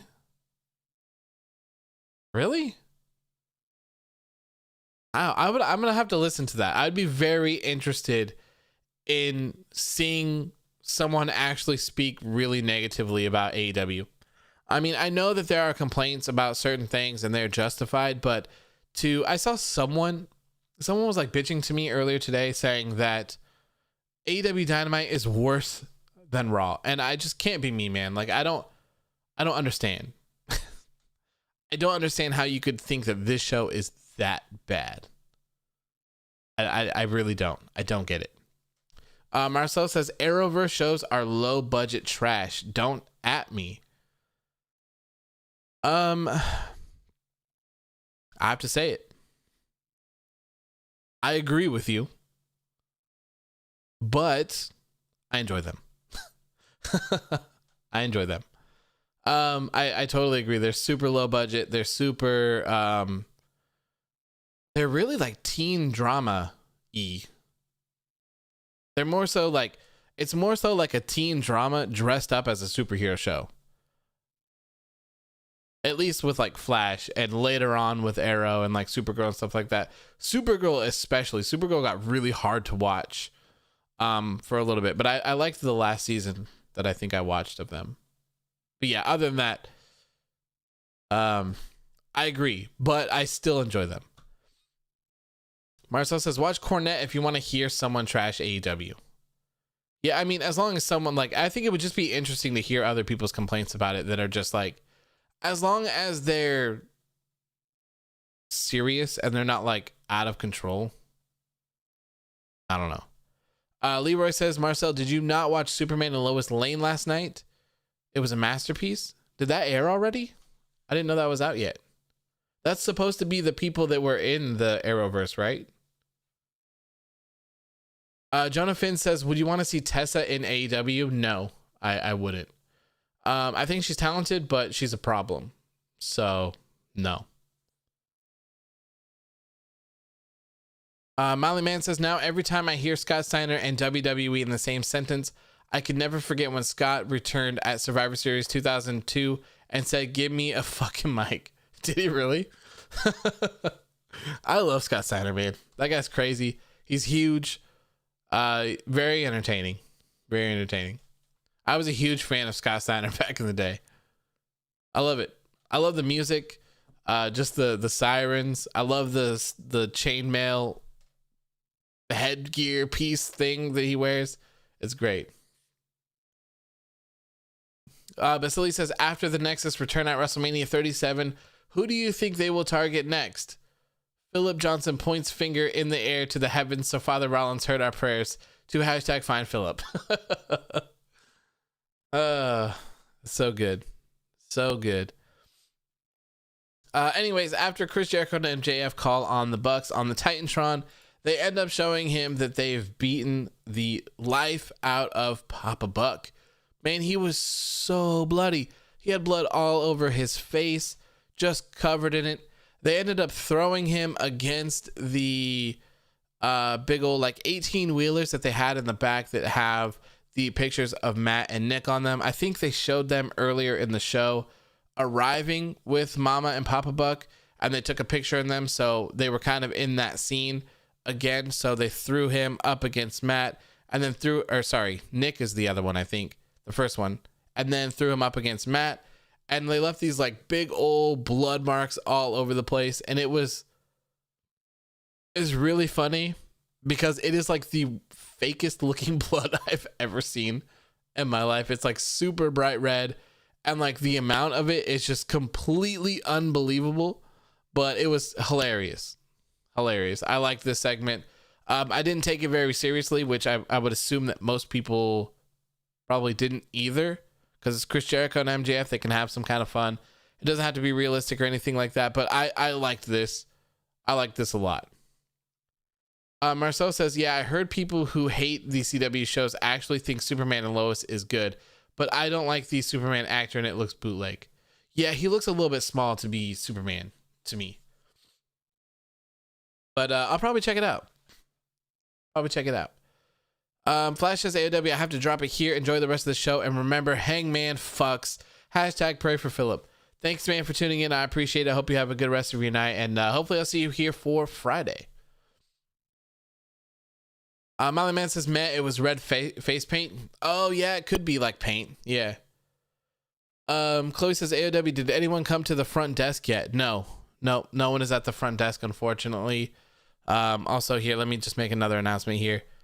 If anyone has seen Philip, big fan of Carlito, big fan of the Nexus appearing at WrestleMania 37. If anyone has seen Philip, please report to the front desk, please. We are in desperate need to find Philip. We are looking for him. His family is very worried. We are all very worried. Please hashtag find Philip and please report to the front desk. Thank you very much and enjoy your shopping. Hangman fucks chants. TNT in shambles. That was the very first thing that my fiance said to me when we were watching BTE. She was like, that's going to be a chant, isn't it? Tony Khan's going to be pissed. And I really hope it is. If I am ever, I should be at Double or Nothing. So if the next time I'm at an AEW event, I'm screaming Hangman fucks. Well, I mean, I guess if everyone else is, because I wouldn't want to be that guy to, like get ejected and like be a dick. But, I hope that everyone screams Hangman fucks because that's hilarious. This means the beep guy's going to quit. Yeah, just like Hangman fucks, Hangman fucks. Over and over. James says, would you want to see everybody's favorite uncles as disciples for Father Rollins? I think they're doing great with where they're at right now. I'd keep them where they're at. What happened to cowboy shit? I think it's still there. But it was just something that the Dark Order said on BTE this week. Andre says, if Nexus appears at Mania, Philip is going to get high. Yeah. Yeah. All right. So next up here, we saw Hangman Adam Page taking on Isiah Kassidy with Matt Hardy and also with TH2. So if you did not watch this week's episode of BTE, Matt Hardy kind of is trying to work out a deal with TH2. He's trying to big money mat them. He's trying to get 30% of their income in order to be their manager and help make them a star like he has done with Isiah Kassidy. He also presented him a VIP chain on BT as well for Isiah Kassidy and called him a star and whatnot. It's good. I like where Matt is right now. I think this is the proper role for him in AEW. I like it. I like Big Money Matt. It's a fun character. The Hangman and Matt match is kind of a little wonky. Like the winner gets their Q1 earnings or 2020 earnings or whatever it is. It's kind of weird, but I'm all for it. I'm all for seeing what Hangman and Matt Hardy are able to put together in the ring. It's been a while since we've seen Matt Hardy, so very, very interesting. Very interesting. So yeah, Hangman's nameplate for today said made some new friends. That being the Dark Order. Seems like Hangman is going to be hanging around them a little bit more often, and I'm all for it.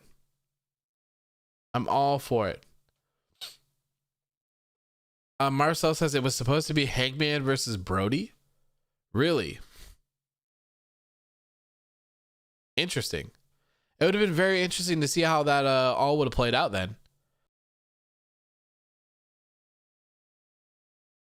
Fly says, is Mark Quinn injured?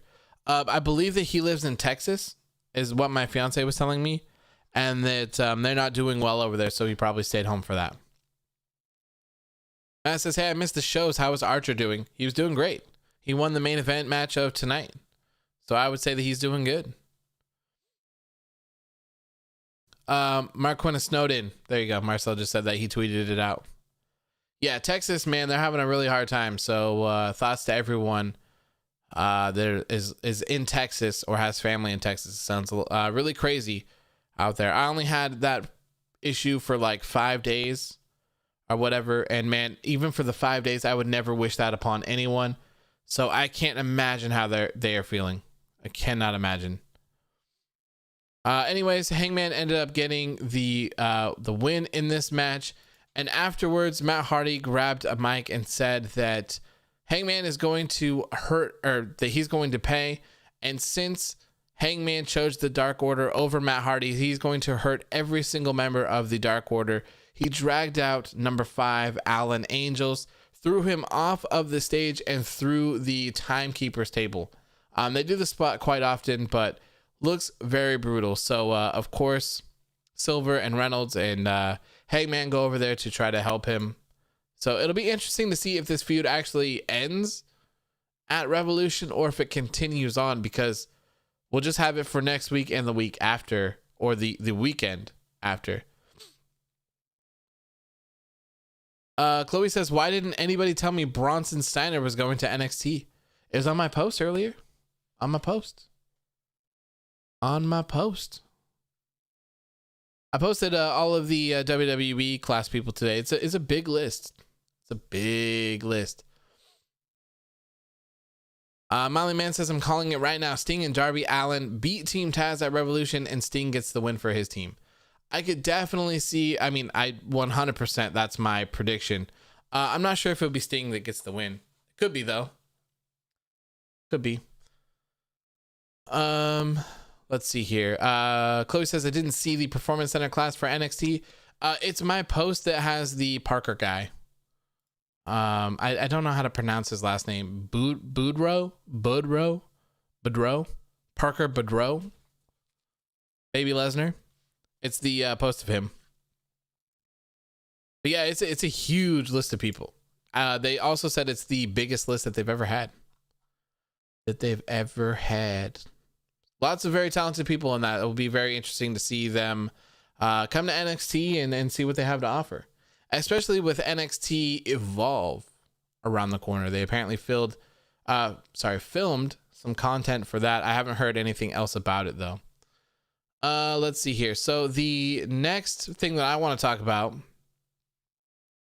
is Xia Li. This was incredible. So we're swapping over to NXT really quick. Xia Li's performance and her entrance is incredible. She beat the absolute hell out of... Oh my God. Look who it is.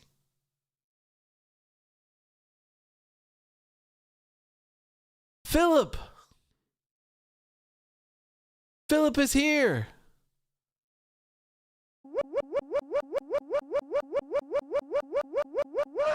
The GOAT, Philip Johnson, is in the building. My friend, we have been looking for you. Welcome. Welcome to the post show, my friend. I hope you are doing well. I hope that Humberto Carrillo did not do too many bad things to you. I hope you are all in one piece, and I promise you he will pay for his crimes. I promise you, Philip, we will take control. We will beat the living hell out of Humberto Carrillo for you. Oh my God. Oh my God. He's back. He's back. Someone came to the front desk. Someone came to the front. He'd probably like, what is going on? I'm still going to post it. But Philip, welcome, man. Glad to see you. Everyone missed you here. So glad to see you back. Hopefully you're doing well. Good to see you. Matt says, is Taz's kid doing anything yet? He's my pick to beat Vern's records. He's been featured a little bit, but hasn't done anything crazy yet. Chloe says, hashtag case closed. 100%. 100%. Raphael says, we need Carlito and the Nexus to celebrate. Marcel says, what's this Philip running gag I'm missing? You'll find out after the post show. I'm still going to post it because it's funny. Or at least I think it's funny. So I'll post it after the show. You'll see it on my Instagram. Has he disappeared? Is he okay? Was it a false alarm? Was he hacked, maybe? Did Humberto Carrillo hack Philip's account? I hope that's not the case. I feel you. I feel your pain. If you can hear me, Philip. I was once beaten up and hacked by Humberto Carrillo as well. He left a bunch of really bad predictions on one of the WWE pay-per-views. Knocked me clean out and did that. I'll never recover, man. I'll never recover. James says, good night, my friend. Hashtag save Philip. We will find you. We will find you. Marcel says, by the way, Brian Alvarez knows big news is coming this weekend for AEW, so look out. Very interested in seeing what that is. Very interested. Okay, so to get back on track here, because we are creeping up on 2 hours. To get back a little bit back on track here for Xia Li in NXT, her showing has just been incredible. Like, I can't tell you enough how great this has been. The journey for Xia Li, it's been fairly short and very impactful. The differences between Xia Li before this and now are night and day. She beat the hell out of Casey Catanzaro, and that like foot thing that she did on the stairs where she like crushed her knee or whatever looked brutal. The spinning kick to the head was awesome as well. You guys know I'm loving every single part of this, so I'm always very excited to see more of this. And I couldn't be happier that Tian Sha has a Twitter account. Absolutely amazing. Can't wait to share. Actually, you know what?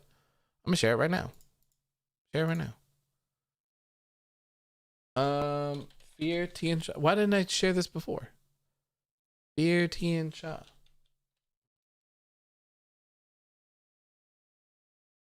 Oh yeah, there it is. There we go. Like, retweet. There we go. Perfect.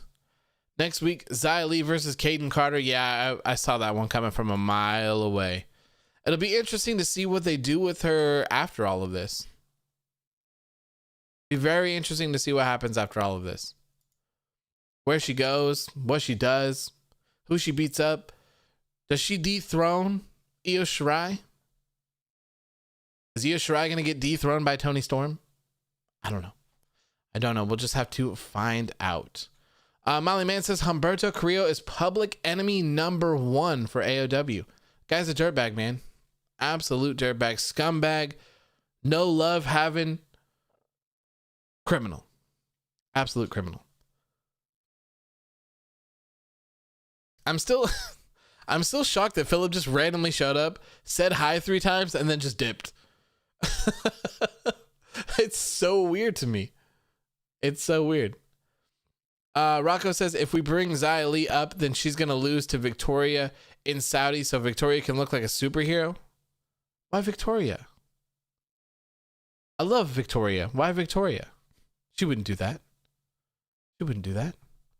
Raphael says earlier today AOW posted a photo of Hackerman 5000. Everything is lined up now.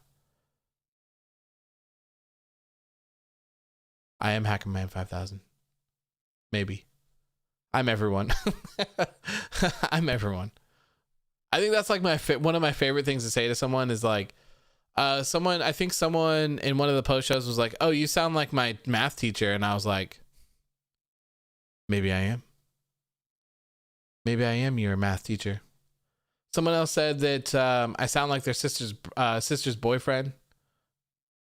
Maybe I am your sister's boyfriend. Never know. Keeper of Truths is everywhere. Hackerman 5000 is everywhere. Warrior Nation says no Victoria slander. Yeah, 100%. No Victoria slander here. We love Victoria here. Victoria rules. Rocco says I could think of an old female because like everyone likes Lita and Trish and her theme song was stuck in my head. Oh, you couldn't think of an old. Okay, fair enough. I saw first as AEW. Good night, early night for me. Good night, Philip. See you guys Friday. Thank you, man, for tuning in. I appreciate it. Thank you for tuning in. Had a lot of fun. Chloe says, imagine your math teacher doing wrestling post shows. Hey, Hangman Adam Page was a teacher. Believe that or not. Hangman Adam Page was like wrestling and a teacher at the same time. So like, imagine if Hangman Adam Page was your teacher. Man, that'd be awesome. Ryan says, what wrestler do you like that most people don't like? I don't know. I mean, I personally, I like Andrade. He's my favorite wrestler probably right now. Him and Hangman would be my two favorites. I'm not quite sure if the world is sold on Andrade or not. Oh, it's Philip. Philip, my friend, how are you doing? How are you?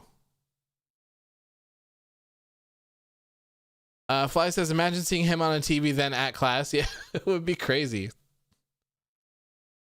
Vasily says, Adam Page as a teacher. Oh, only time I'd be teacher's pet. It would be hilarious. Like, I'm pretty sure he was like doing the Bullet Club stuff as a teacher. I think. But Philip, how are you doing? How are you doing, my friend? We've all been missing you. We've all been searching high and low for you. Hopefully you're okay. Hopefully this is not Humberto Carrillo playing tricks on us. I hope. Ryan Hunt said, did Big Show appear on AEW tonight? He did not, but he will be there next week. They did advertise him for next week. Rocco says, what's one wrestler you dislike but everyone likes? Mine is Archer. I don't know. I not that like dislike. I think dislike might not be the right word for this, but I was never a big fan of Mia Yim. I just couldn't.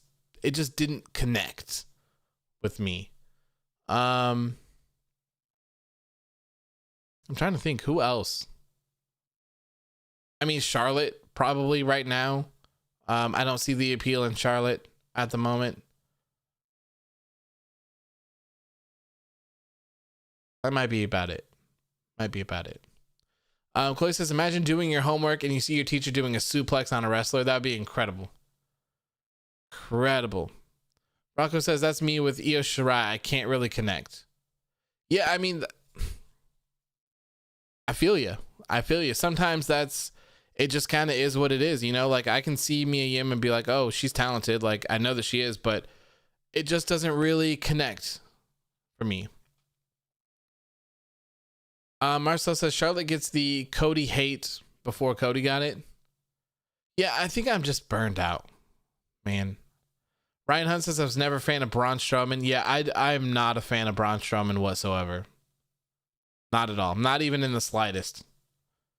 Maybe that's more accurate with the biggest one, Braun Strowman.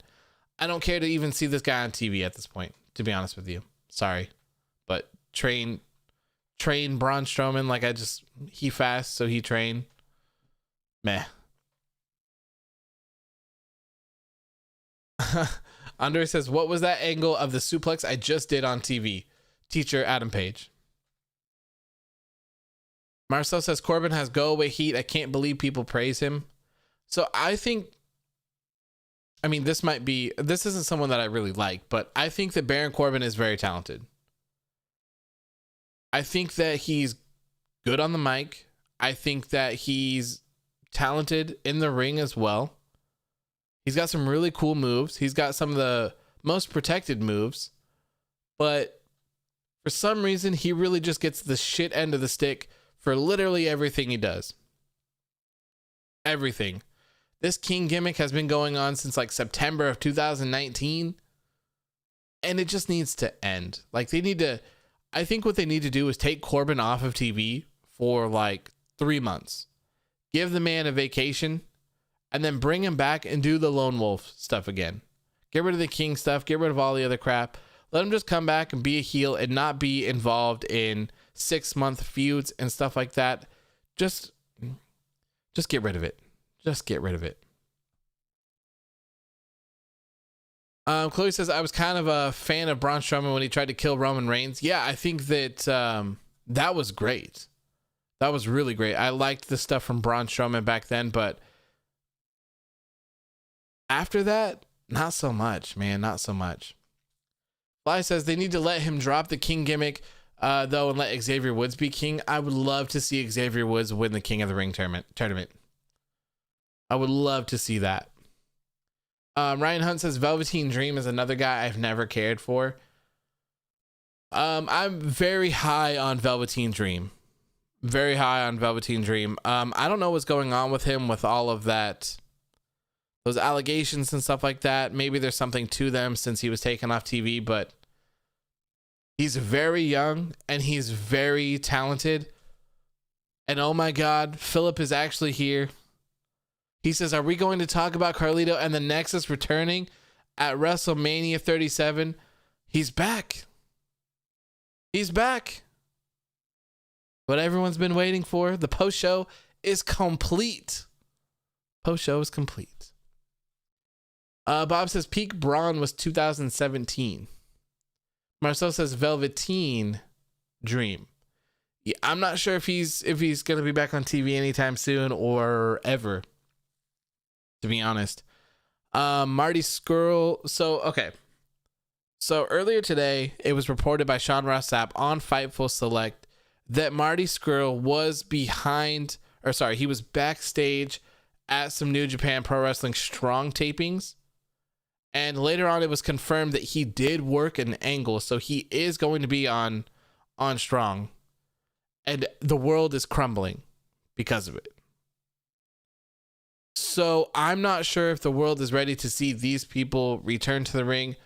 I'm not sure if enough time has passed. I'm not sure if there will ever be enough time that has passed, because it doesn't matter what I think. It matters what the masses think. And the masses say, no, absolutely not. Seems like lots of people are mad at New Japan for this. And for New Japan to be wanting to have a better, gain more traction in the US and all stuff like that, this seems like a terrible decision. Terrible timing. I'm not sure if this all came out.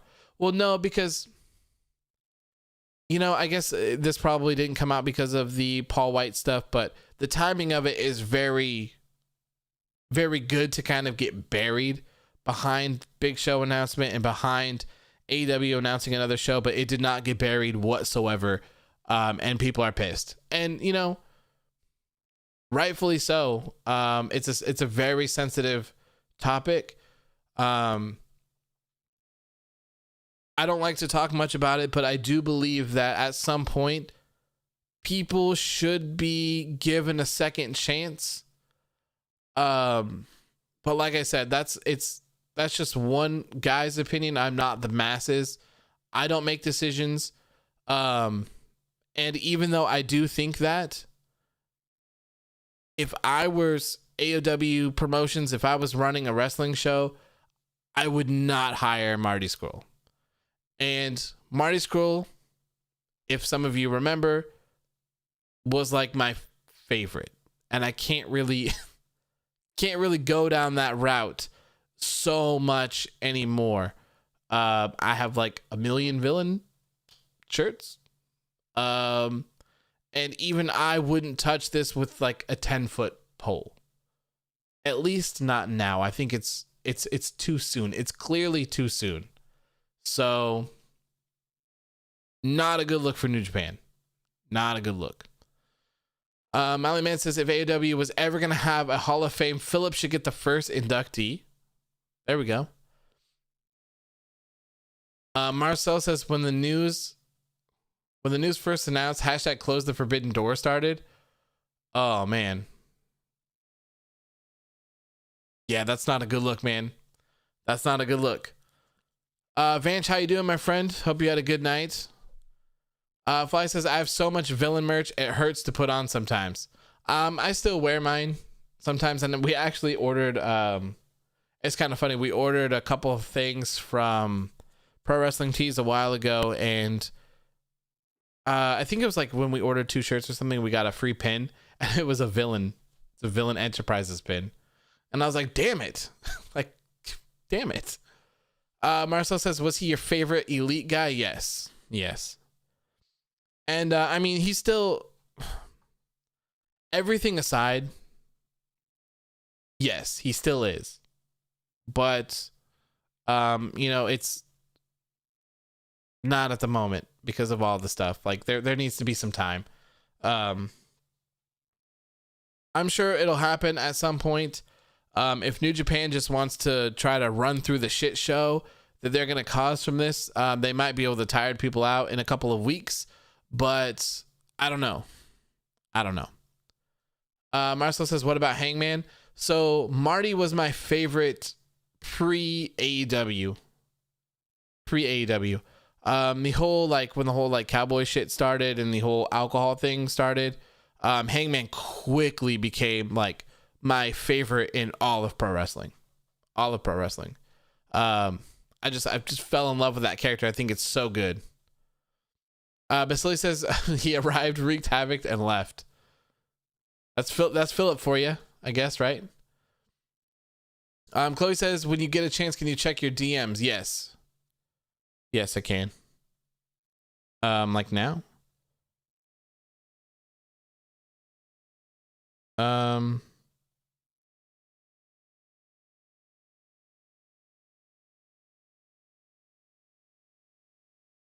Bro, what?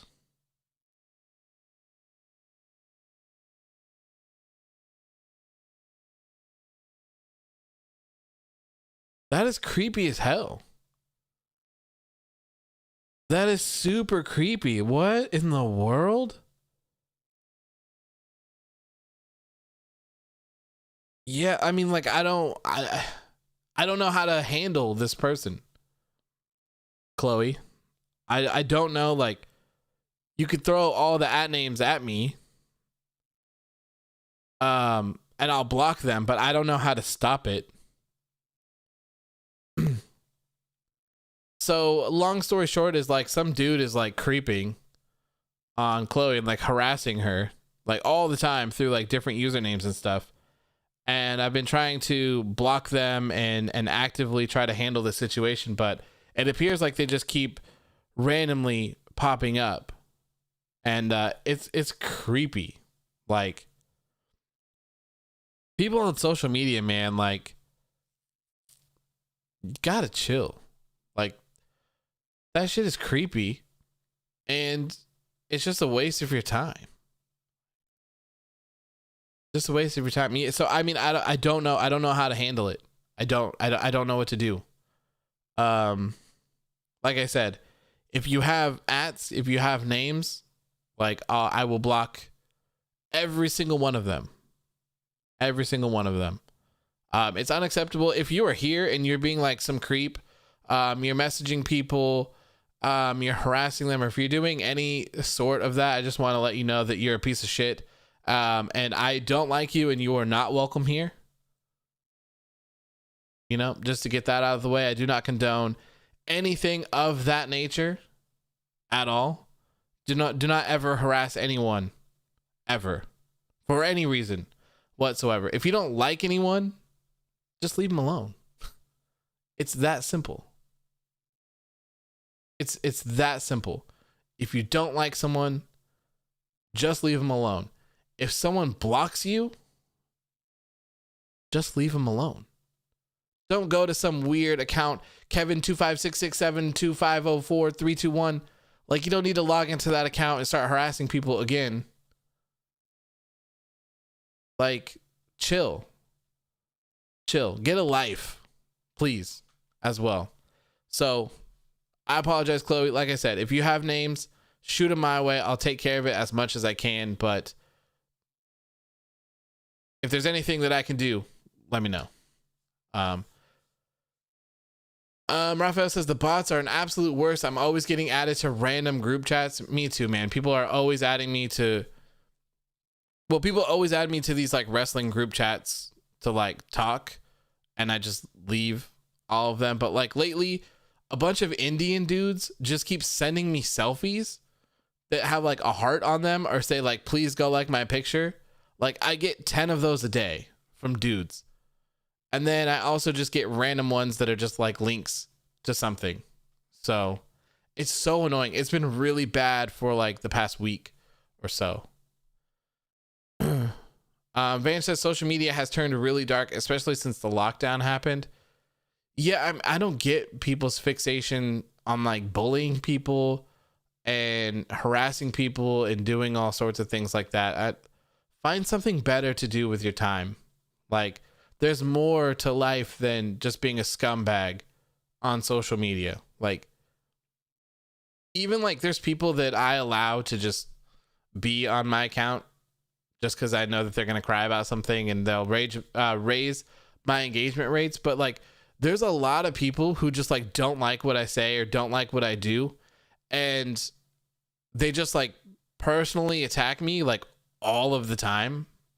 And it's like, it doesn't affect me, but it's just like, what are you doing?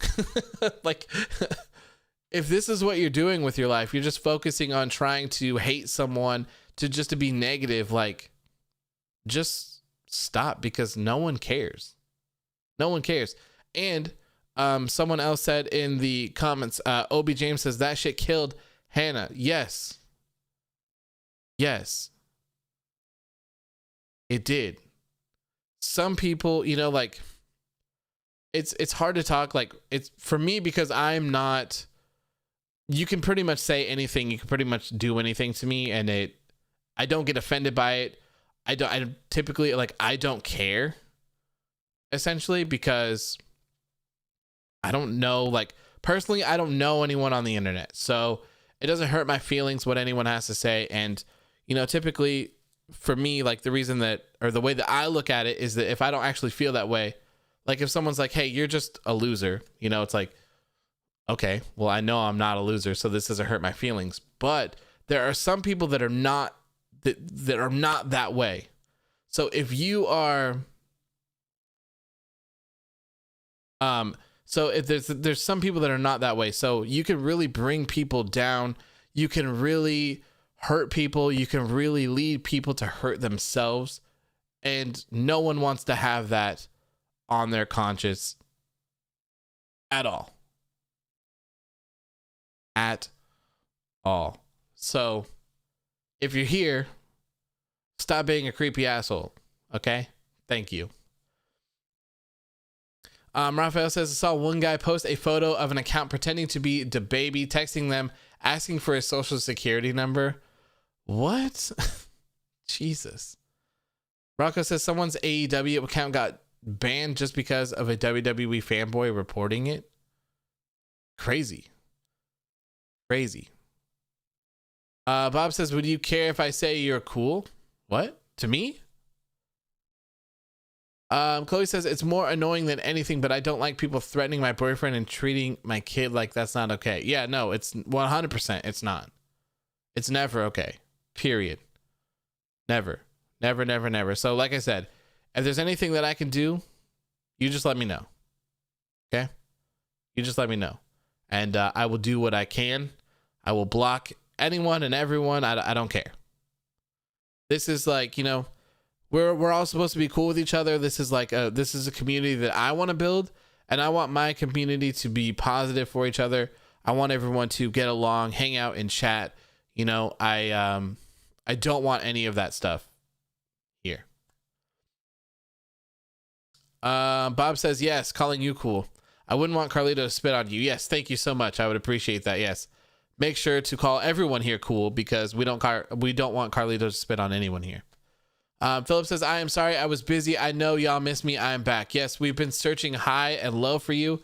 Philip, I'm even going to have a special social media post later on tonight that I'm going to post after this post show that is purely dedicated to you, my friend. I hope you enjoy it. Rocco says, I don't really go on the wrestling side of social media. There's a lot of weird ass people on it, especially on Twitter. Yeah. I mean, for me, Instagram, I do most of my stuff on Instagram. Like, my fiance doesn't even really like or comment on my things, because even when she does, like, a bunch of creepy dudes will like try to add her and stuff like that. So it's like, try to just stay away from it. It sucks. Like, social media can be a real bitch sometime. It really can. And I mean, like, I do social media for a living. So like, I'm on it, like, literally all day and night on tons of different accounts. And like, just the messages that you get, they're crazy, man. So, you know, if you're here, you know, when someone's doing that to you or anything, just please don't let it get to you. These people just have no lives. They're not doing anything. Don't ever let someone's reply to you bother you. If you have an opinion on something, you're entitled to that opinion. And just don't let anyone drag you down for no reason. It doesn't matter. Their opinion doesn't matter. They're just someone on the internet. You do you. And yeah. Andre says that's why I don't use Twitter. Yeah, I had some dude, like, I guess I blocked him on Instagram, and he like he hunted me down on Twitter to talk trash. It's like, bro. It's like everyone tries the whole thing, like, they're like, hey, you blocked me. And I'm like, okay. And they're like, don't you remember me? And I'm like, no. Why would I remember you? You're not worth remembering. I have no idea who you are. I have no idea what you were saying. I don't know, and I don't care. And then, they got all pissed off about it. So it's like, just don't let people affect you in any way, shape, or form. That's all they want. And it just, when you tell them it doesn't work, when you show them it doesn't work, they're just gonna move on. Raphael says it's always the people that have failed at everything they've done, so they just try to bring others down with them. Yeah, and it sucks. It sucks. Al says a wrestling group chat got offended because I wanted WWE to keep at least somewhat kayfabe alive. Oh yeah, I see what you mean. Yeah, wrestling is pretty bad, man. The wrestling social media community is pretty bad. Yeah,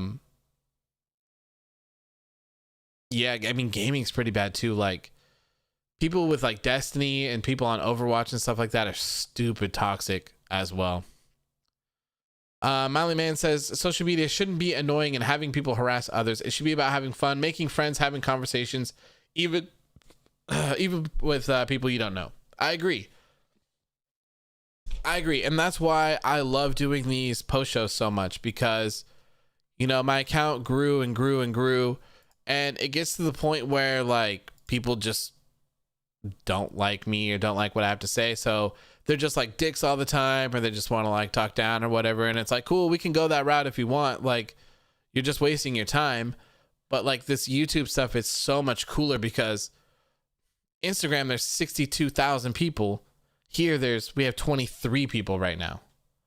So like the difference is just, it's so much better. It's so much more personal. You can actually get to know people, remember them, have like meaningful conversations about things. I love this so much more in the current state that it is. I know that like if it continues to grow and gets more popular, like that's going to be a problem as well, and I'll have to figure out a way to navigate through that. But I love this personal setting so much more. Like it's so cool to sit here and just read chat and like just like legit just have conversations. It's cool. So like I said, I will have to figure out a way around that at some point, but in its current state, like this is perfect for me. This is perfect. I love it. I love it. Rocco says the Young Bucks reposted a disabled guy wearing their merch, and a bunch of haters went on his account making fun of him. Yeah, man, that sucks. Like you shouldn't have to worry. You shouldn't have to worry. Like, it doesn't matter how short you are, how tall you are, how skinny you are, how fat you are, how ripped you are, if you got a beard, if you got a goatee, like if you're bald, if you got a long hair, like none of that matters. None of that matters to me, right? It's irrelevant. It's irrelevant. It doesn't matter what people look like. We're all just here. We're all just having a good time. We're all sharing that one thing that we all have in common, right? It doesn't matter. Nothing else matters. Nothing else matters. We're just all wrestling fans. At the end of the day, we all share one common interest. And today, that interest is AEW Dynamite. On Friday, that interest would be SmackDown. We all enjoy these. We all have a common interest. We can all chat about them and have a great time. Nothing else matters. If we're sitting here chatting about AEW Dynamite, I don't care what car you drive. I don't care that you have 3% body fat. I don't care that you're ripped. None of it matters. I don't care if you're living in a rundown apartment, and I certainly don't care if you're living in a $10 million mansion either. It doesn't matter. So try to be nicer if you can. Social media is a real bitch sometimes. And like I said, it doesn't matter. Just be yourself. Be who you are. At the end of the day, that's all that matters. Andre says, does this person have pleasure making fun of others? I don't get it. There's a lot of people that just sit there all day and just talk shit to people. That's all they do. They just get a kick out of it. That's all. Rocco says, I don't care if someone doesn't agree with me, but if you go out of your way to bring other people down like that, that's why I hate Conan and Disco podcast, because they shit on it for views. Yeah, I wouldn't like that either. And I do want to check that out because I'm very interested, but you know, try to be nicer to other people, and they'll probably be nicer to you as well. Like I see a lot of people that are always like, well, you're rude to people. And it's like, yeah, because it's the way that you come at things to me. Like if I tell you that Monday Night Raw is a complete pile of trash, and then you say, well, I liked it. You know what my response is? My response is always, I'm glad that you enjoyed the show. I'm glad that you enjoyed it. That's all that matters, right? That you enjoyed the show. I'm happy that you did. If you tell me that I'm a loser piece of shit that lives in my mother's basement and I'm a virgin and that the show was fantastic, I'm just going to tell you that you're a moron. Because it's like, what? None of that has to do with anything. And obviously none of that is true. Like I'm very open with parts of my life. So it's like just the way that you come at people and the certain words that you use, just kind of try to be nicer. And I think more people would get nicer responses. It is the internet. Like you can't read tones on the internet. You can't sense sarcasm for the most part. So it's all just about trying to, you know, have a common interest and get along. Bob says being called a virgin is the funniest insult ever. It is. It's it really is. Like I don't understand. Yes. You got me. I am engaged, but oh man, you got me. I'm a virgin. Damn. Fly says people are so protective over their opinions that no one else can have a different one. I mean, you just have to be somewhat respectful. And I mean, opinions are opinions. Everyone has one, you know? They also have assholes. Like everyone has one. Just because it's your opinion doesn't mean it's right, but some opinions are right, some are wrong. And like I said, sometimes it doesn't matter. I can sit here and tell you that Raw's trash. I can give you 500 reasons why. But if you enjoyed it, that's all that matters for you, right? At the end of the day, you enjoyed the show. There's no time in you trying to waste your time to tell me that it was a good show, because I don't care. It's like, I'm glad that you enjoyed the show. Just enjoy it. Andre says virgin until the marriage is consummated. Damn it. So I'm just going to be like Drake Maverick, just seeking, never being able to get. Going to be interrupted. Bob says when T-Bar called Sammy a virgin, I was like, how is that an insult? Yeah, like, if you're 4 years old, you know, that's like being like, oh, well, your mom's fat. Your mom's ugly. You didn't like Raw? Your mom is fat and stupid. It's like, okay, bro. Man says heel Adam, heel Roman, heel Kenny, heel Bobby, heel Jay White, and now they rule. Is this the booking of faces are really not as good as heels? I think that as adults, I think that heels are way more appealing. Philip says, I didn't know y'all miss a lot. I miss y'all a lot too. Yes, we've missed you, man. We've been looking for you for like 45 minutes. Do you have some breaking news for Carlito? Unfortunately, I don't, man. I wish that I did. But I'm telling you, man, I'm keeping my eyes open. Rocco says, exactly. Like, I don't really like SmackDown and Raw. It's just not my thing, but I'm not going to hate because someone likes it. Yeah, like, I'm not going to go out of my way to tell anyone anything. Like, if someone like wants to say something rude to me, I'll like reply back to them, but I'm never going out of my way to say or do something to someone. Like, I'm not going to look up a a video, like a YouTube video of like a rapper or a band that I don't like, and then just be like, leave a comment saying like, you suck. Like, why would you do that? I don't know. I have better things to do than that. Andre says, speaking of Drake Maverick, do you think Killian Dane will join Imperium? Did he get an offer to join Imperium? I saw that they were doing something. I saw that Alexander Wolf was there, but I didn't hear what happened. Warrior says heels have much more interesting characters. Yeah, they can do a lot more fun things. And as an adult, I just think that heels are more interesting. I just connect with them a lot more personally. Rocco says there's literally people who have accounts dedicated to hating on AEW. Like, that's too far. Yeah, I can't be me, man. Like, I can't waste my time with that. I'm critical of the things that I love. So if I'm criticizing Raw and I'm telling you that it's trash, it's because I love it. Not because I hate it and I hate WWE and I want to see them fail. I'm coming at it from a perspective of like, Raw is trash and it should not be. And here's the reason why it's trash. Here's how you can fix it. And I think this is what you need to do. And at this point, viewership is at an all-time low. So I think we're all kind of in the same boat here. Like, we all kind of understand, right? Raphael says, Philip, we are truly sorry for every time we told you to stop talking about Carlito or the Nexus. Yeah, man, you've been missed. You've been missed tonight. Fly says heels are a lot easier to cause. They kayfabe don't give a shit if you like them, and that appeals. Yeah, it does. Like, Roman Reigns is so good right now. Andre says no offer. He just said that Killian used to be a monster. Okay, fair enough. Bob says Sanity reunion without Eric Young. It's so sad, man. I loved Sanity. Jude the Dude says it's much easier to get someone to get to hate you than to like you. True. Which is also why I like these post shows as well. Like, it's more laxed.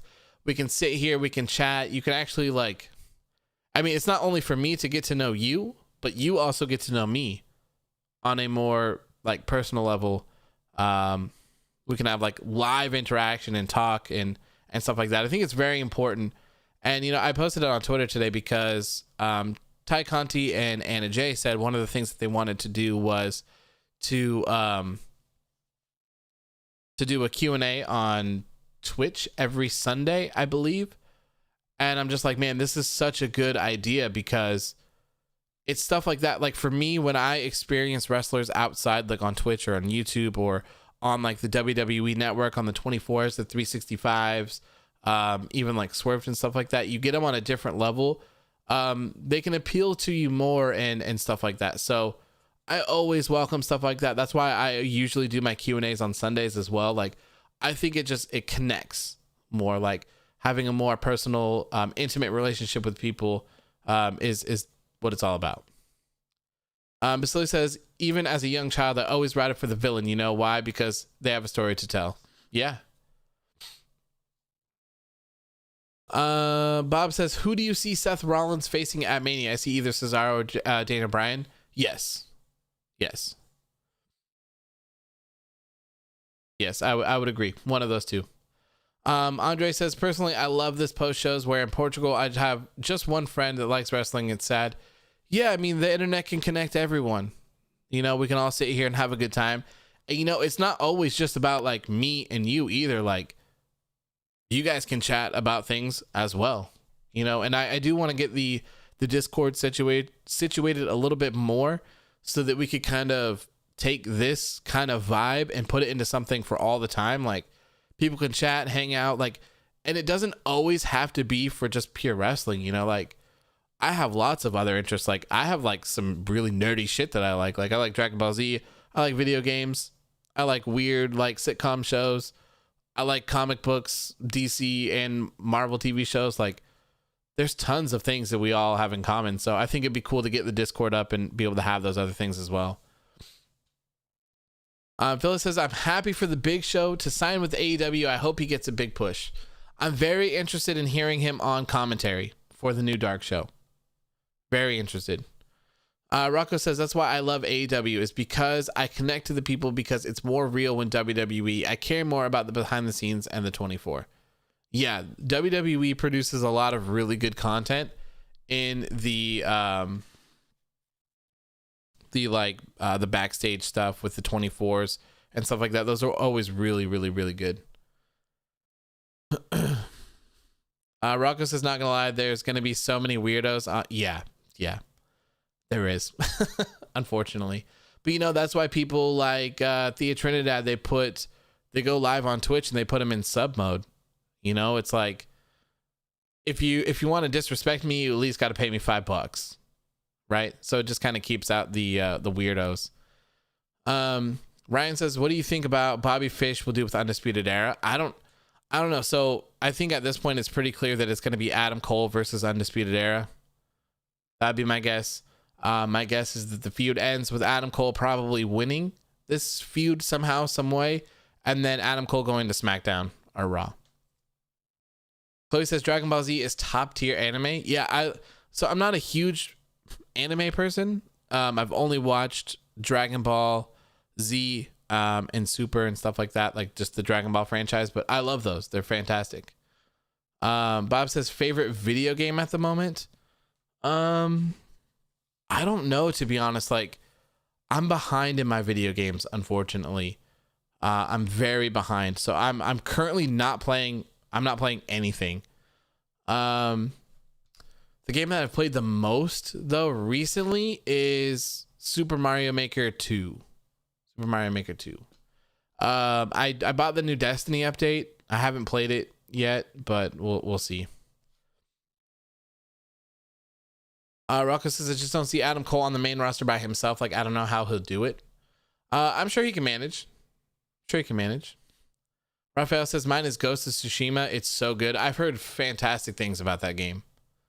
Really good things about that game. I have a PlayStation 4, but I've had it for a long time and it's not in the best. Like, it sounds like it's going to explode. Like, it's so loud.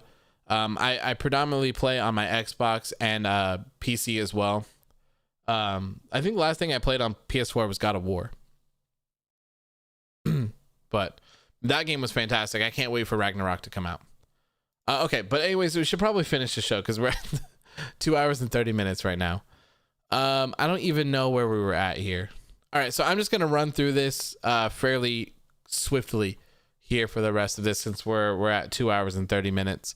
Anyways, the next up thing that we saw was Kenny Omega building some sort of contrivance here for his match against Jon Moxley.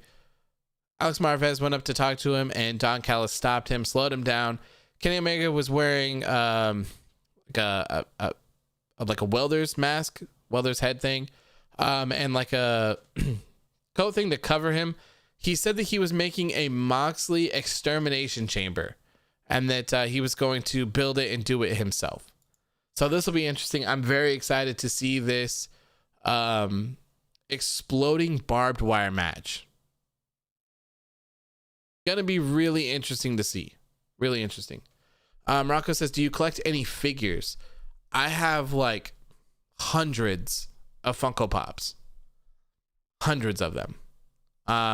Before we moved, I had an entire wall of Funko Pop boxes. They're now just in our garage. Cause I haven't decided what I'm going to do with my office yet. I kind of just put all my old shit in here, and I'm waiting to upgrade my computer. I'm trying to get the new Threadripper CPUs, and I'm trying to get the new RTX 3080 graphics card. They're not available yet, so I'm just kind of sitting here waiting for that. I'm waiting to get that so I can build a new PC. Then I'm going to buy new monitors. Then I'm going to try to do my whole desk setup, and then I'll do the RGB and all that stuff. So I'm just waiting. But yeah, I have Funko Pops. Philip says, on Friday I'm going to be there all day to get finished. That's awesome, man. That's awesome. Molly Man says, my number one nitpick with AEW Revolution is that it's happening on the same day as the NBA All-Star game. Crazy. I didn't know that. Chloe says, all right, OW, I gotta go. I got work to do. Good night, everyone, and enjoy your night. Thank you for tuning in, Chloe. I appreciate it. Thank you for chatting. Despite that weirdo. If you ever need anything, my DMs are open. You know that. Feel free to let me know. All right, so yeah, I'm very excited to see this exploding barbed wire death match that they're gonna have. I have high hopes. So it'll be very interesting to see what they're able to do with it. Next up, we had one of the matches for the AEW Women's World Championship Eliminator Tournament. This here, we saw Nyla Rose taking on Dr. Britt Baker, DMD. For me, I would have had Britt Baker go over here. The next match on the US side is Thunder Rosa versus Riho. I would have had Thunder Rosa go over here, and then your US finals would be Thunder Rosa versus Britt Baker. So we would have a rematch from that last match that they had. I think that would have been huge. And then whoever would have won that, you could pick anyone. I don't care which one wins. That person would be whoever wins on the Japan side. And then they would go on to dethrone Hikaru Shida. That's how I would have booked it. But we found out earlier from Kenny, I think it was yesterday in an interview, he said that Hikaru Shida is the one that booked all of this.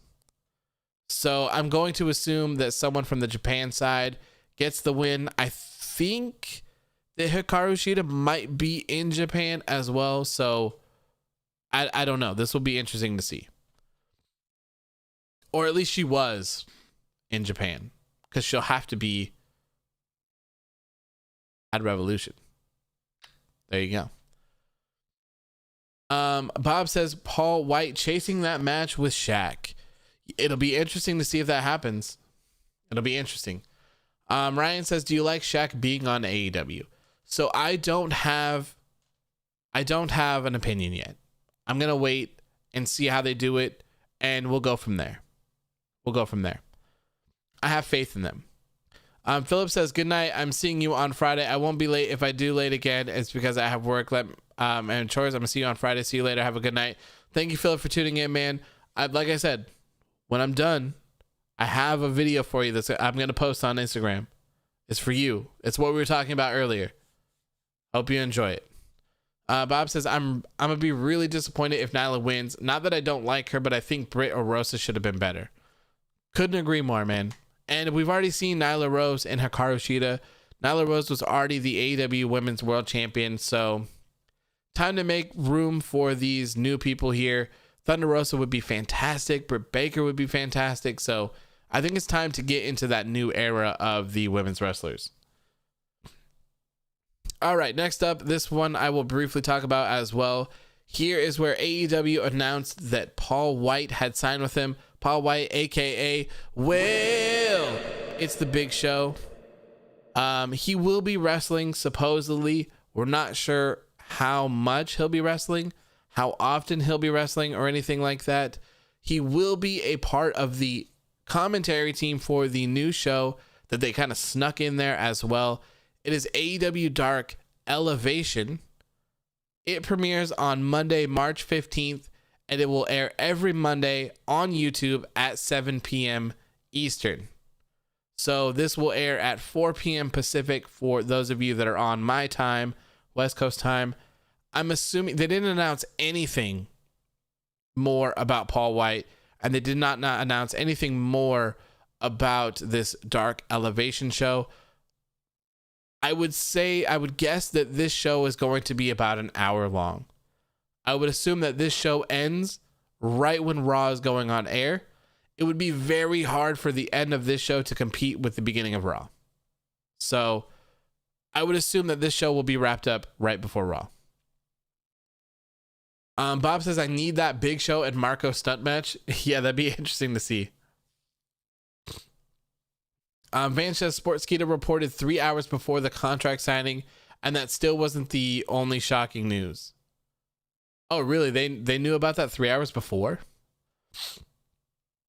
I was shocked. Raphael says that Philip is an imposter. His vibes were off. Yeah, it was a little different, wasn't it? Maybe we're actually talking to Humberto Carrillo. Andre says, isn't Philip 12 years old? How does he have work then? Maybe he meant like chores, because he does say, I have work, let me chores. You know, maybe like work on his chores or something like that. I like how everyone's so worried about it. It's fun. It's hilarious. So yeah, anyways, next week, Paul Wight will be on AEW Dynamite, so we'll get some more answers from him. We'll be able to see how how he's looking, what the vibes are, how all this stuff is going. I hope they give us some more details about Elevation as well. Rocco says he's not 12. He's a grown man. He liked my comment on one of your posts. Oh, okay. Fair enough. Van says Sportskeeda reported that Big Show is now a former WWE star, and that wasn't the only shocking news. Oh, okay. Okay. Rafa says the only things Philip ever said about Carlito the Nexus is his age and apologizing. That definitely wasn't him. We'll see. We'll see. All right. So next up was the main event match of the night that saw Lance Archer taking on Rey Fenix. The winner of this match will be added to the Face of Revolution ladder match that will take place at AEW Revolution. The winner of this match will get a shot at Darby Allin and the TNT Championship. There is no date attached to that one, though. So the story behind this is that the match was originally made with the three people. It was Penta, Cody, and Scorpio Sky. Now everyone wants in. So Tony Khan says that there will actually be 6 competitors for this match. Right now we have Penta, Cody, Scorpio Sky, and Lance Archer did beat Rey Fenix in the main event match of tonight. So he is the 4th participant of this match. Next week on AEW Dynamite, we will have another qualifying match that will see Max Caster of the Acclaimed take on the Dark Order's 10. So it will be very interesting to see which one of them gets added to this. I think those are 2 very interesting people to put into this match as well. Marcel and I believe someone else earlier said that the 6th person is actually going to be a surprise. I think most of us here earlier on in the show kind of figured it would be Sammy Guevara that would get added to this. One of the other popular picks from earlier today was Ethan Page.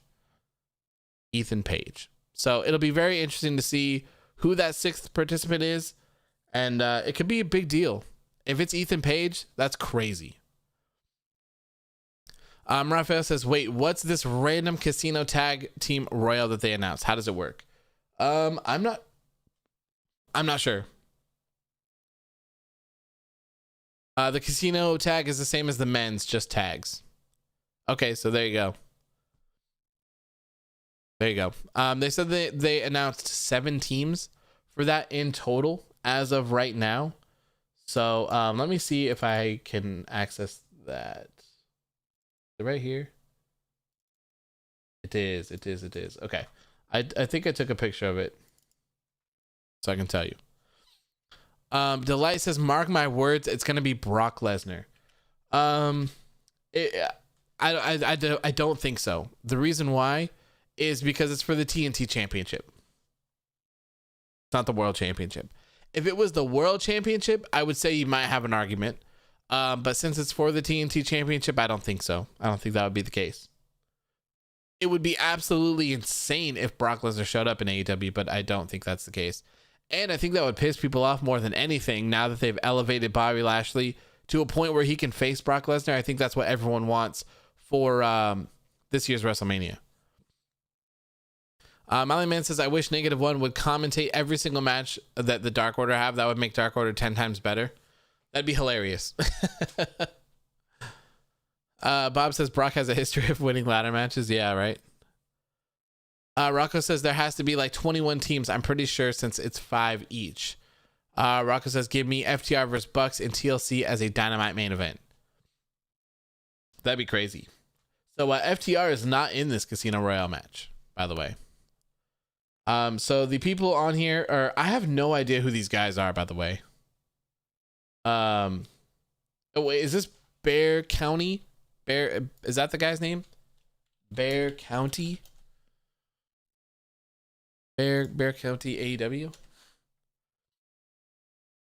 Bear Country? Is that these guys? Let me look at these pictures here. Okay, it is. Bro, those are some creepy ass masks, okay? What in the world? Baron Black and Nick Camarado. Okay.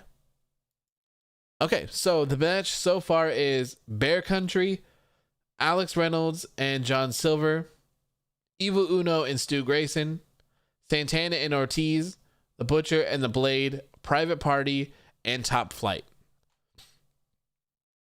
Those are the 1, 2, 3, 4, 5, 6, 7 teams that have been announced for this match so far. The winners will get a shot at the tag team championships. Ale says sleeper pick for the ladder match is Chris Bay. It could be an Impact or New Japan person. It very well could be. Very well could be. All right. So yeah, anyways, this main event was crazy. Lance Archer has come a long way, man. And Rey Fenix is absolutely killing it. Rey Fenix has been over delivering for weeks now. Weeks and weeks and weeks. Rey Fenix has been a star, man. He kicks ass. He's doing crazy things. The guy, every time he dives out from the ring, I swear to God, his ass lands on the barrier or he flies over the top of it. It's crazy. The guy is crazy. He has no boundaries. He's just going balls to the wall 24/7. 24/7. Rocco says since New Year's Bash, Phoenix has been a star. So 2021, this is the year of Rey Fenix, man. The guy is crazy. Absolutely crazy. Miley Man says, to quote the GOAT, Stephen A. Smith, it would be blasphemous if Brock Lesnar was a part of AEW. It would really turn my world upside down. It would be very, very weird if that was a thing. Raphael says, I think it's going to be Shawn Spears. He's been gone for a while, went under the radar, and Scorpio Sky is in the match. You do have a point. You do have a point. He was feuding with Scorpio Sky, wasn't he? Like right before he left. You could be onto something with that one for sure. JVOJ says, still to this day, I wish EC3 could have been All Elite. Never say never, man. Never say never. I would guarantee that AEW will be around for a long time. Long time.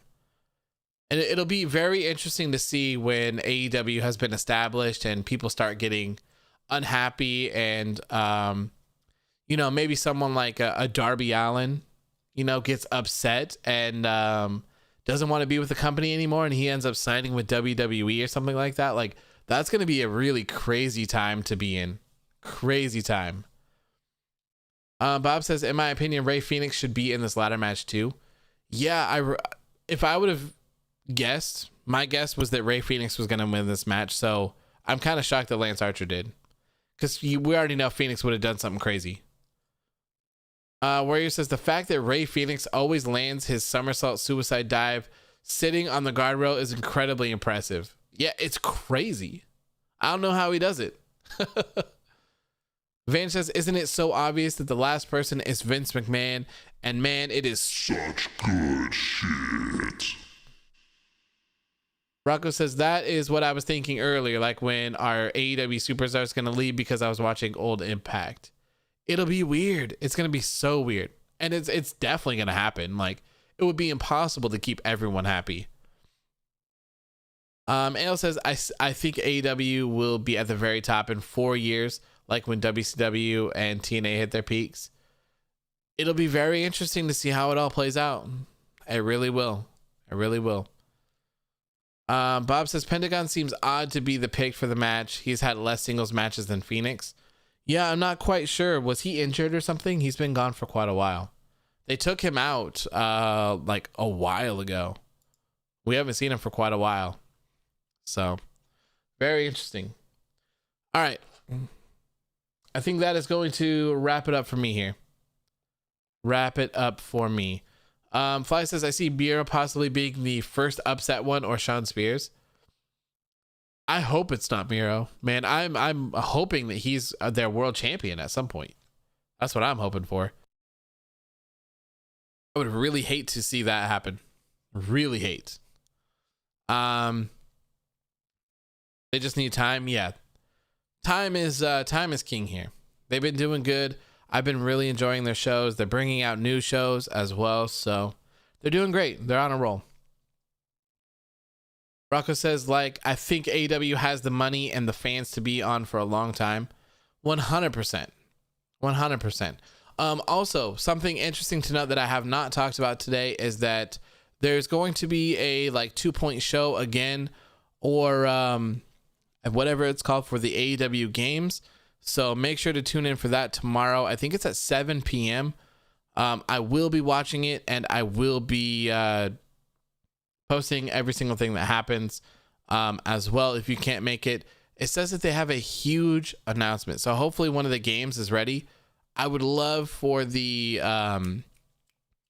GM mode mobile game to be ready. I would love to play that. I want to get my hands on that. I think it'll be fun. Not complaining though. Penta was killing it in Lucha Underground. Yes. Yeah. And in Impact as well. I saw the Sami Callihan matches and stuff like that. That was good. Rocco says, I can't see Moxley in AEW for 5 years. What can he do?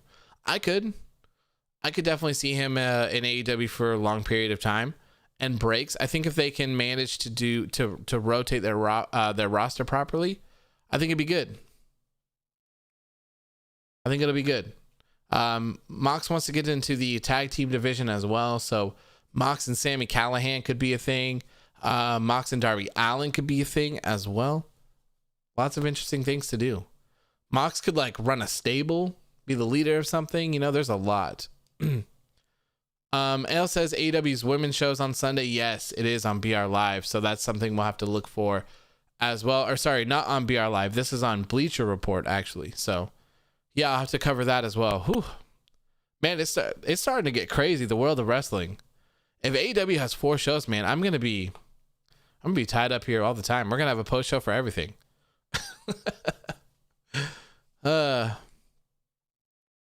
Warrior says Mox and Eddie Kingston would be a badass tag team. Sure, I'm all for that, man. I'm all for that. Rocco says that's a good thing about the Forbidden Door is that when someone doesn't have anything to do, they can send them to Japan or Impact. Exactly. That's what it should be used for.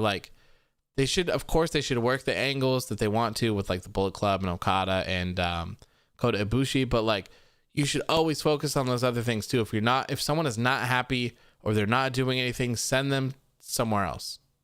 Send them somewhere else. Let them have a little bit of fun. Let them get a little bit more exposure. Who knows?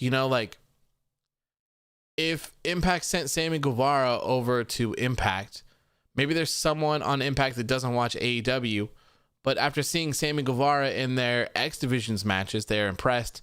Therefore, they come over and start watching Dynamite as well. That's how stuff like that works. So that'd be cool. Bob says, hopefully with Dark Elevation coming, that makes it so the AEW Dark has a lot less matches. I would hope that they take AEW Dark and just kind of split it into 2. That's what I'm hoping. Finally, Man says AEW got shows coming out of the woodwork. Yes, they do. Having 4 shows in a week is crazy. They're only going to have one day where they don't have one. Of course, speaking Monday through Friday. Bob says AEW Dark has sometimes up to 16 matches. That's crazy. Rocco says, I can't wait for the 1-hour show that's going to likely be on late night Thursday or Friday night. Yeah, it'll be interesting to see where that goes. So we have... what is this? Okay, this is not who I thought it was. Okay. Yeah, we have a 1-hour show to look forward to that can either air on Thursday or Friday night. They said that's going to happen in 2021. And also something else that's going to happen in 2021 is that we should see trios tag titles in AEW as well. So there's a lot of stuff, man. There's a lot of stuff. Rocco says Thursday they have basketball, so I don't know. Yeah, I guess we'll just have to kind of see. So maybe Friday, maybe AEW is going to go head to head with SmackDown, which will be brutal for them because SmackDown is WWE's better of their 2 main roster shows. It gets more viewers, so it would be interesting to see what the viewership dynamic would look like between a SmackDown and a 4th, or I guess I would call this a 2nd I would call this a second AEW show. That'd be crazy. That'd be crazy.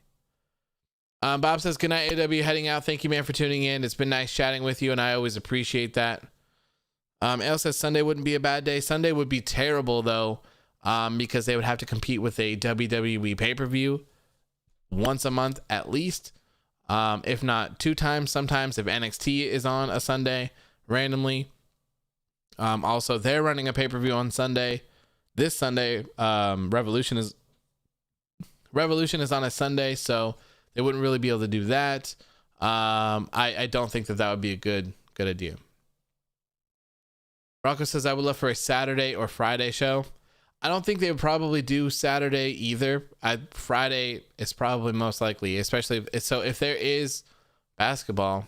Friday seems more likely. I would love to see the dynamic between that. A Friday night war. Oh, but man, that would suck ass because then I'd have to cover 2 shows again. Oh, I'm doomed. Vance says, I think AEW Dynamite post Revolution show will hit 1 million, especially as the exploding barbed wire death match. It very well could. We also will have the big show next week as well. Paul Wight. So that will be interesting for them as well. They got screwed the last couple times they did big stuff because of the political things that were going on, but I think that's all over now. So they should be in the clear. But yeah, anyways, I gotta go. It's been like 3 hours.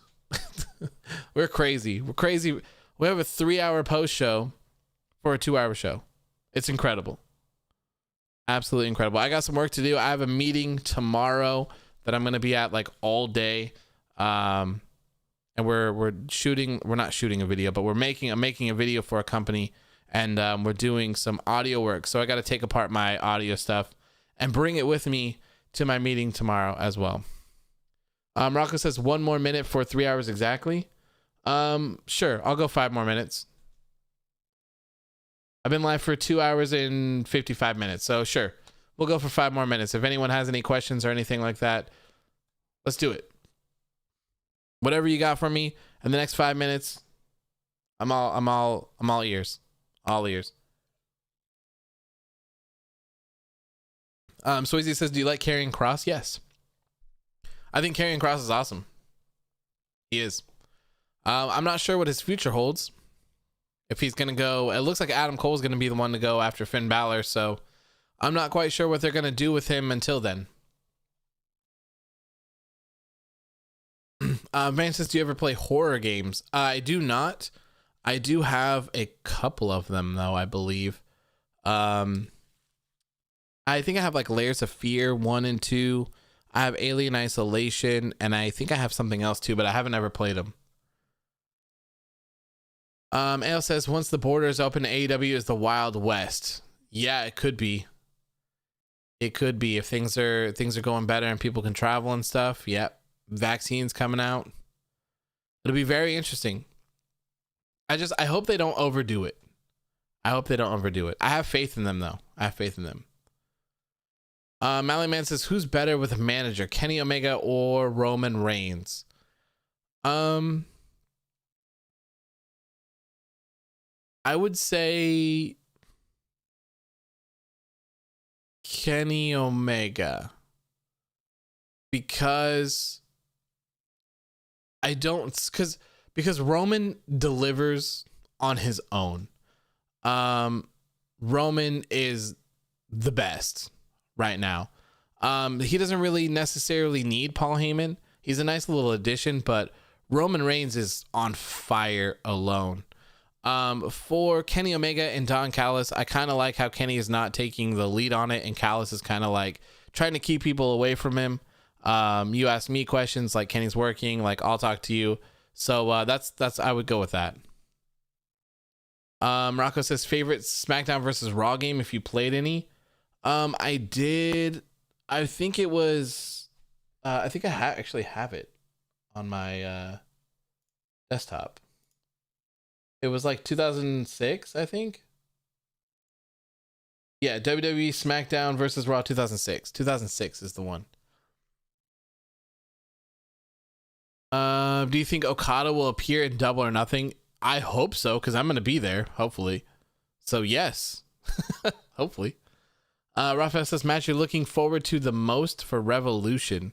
Probably the exploding barbed wire death match, just out of curiosity for that. Rocco says, I don't want them to overdo it where every week there's an AEW match. I would like a dual pay-per-view.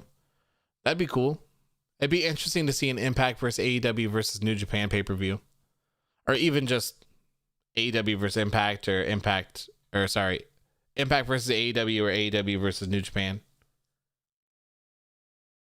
Van says, do you think AJ Styles versus Kenny Omega will ever happen? No. Not now. Not now. I think that AJ's probably a for lifer in WWE.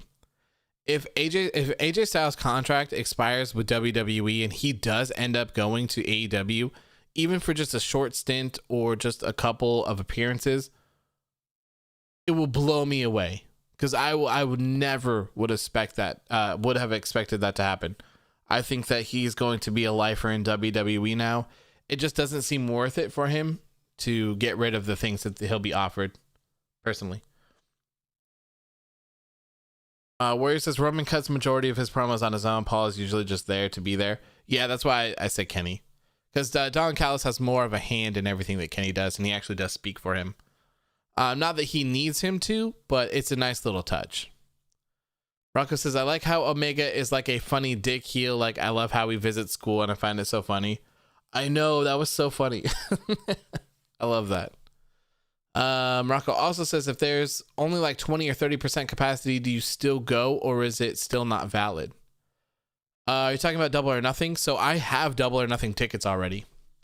My fiance and I had tickets to last year's Double or Nothing, but since the show got canceled, they ended up saying that you can keep your tickets and use them next year, or you can get a refund. And we have like really good seats. Like, I'm like right next to the entrance ramp. So we ended up keeping them. So they're good for this year. So hoping, like, even if they have a 20 or 30%, we already have tickets. So hopefully that plays to our advantage. Man says, if AJ Styles leaves WWE, then I think Vince would end up not believing in indie wrestlers anymore. I mean, AJ Styles has been treated pretty well in WWE, but man, it's got to be hard, like, for AJ Styles and Finn Balor. Like, it's got to be hard to look and see what your friends are doing over here and not be able to be a part of it. I wonder if AJ regrets not going with the Good Brothers to Impact.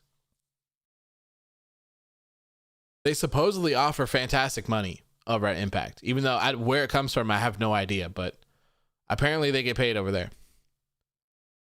Warrior says, Styles versus Omega, I feel it's going to end up like Styles versus HBK, a highly wanted dream match that stays a dream.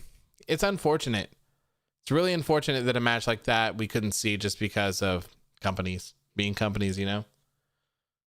Raphael says, which wrestling events have you been to? I've been to a few house shows, Survivor Series 2016 and SummerSlam 2019. I've been to a couple of Raws, a couple of SmackDowns. I went to a Raw house show one time. I've been to Double or Nothing. I was at the Royal Rumble for 2018? Was it 2018?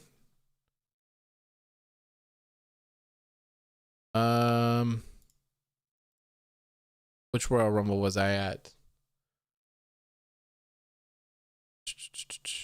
Main event, SmackDown, blah, blah, blah, blah, blah.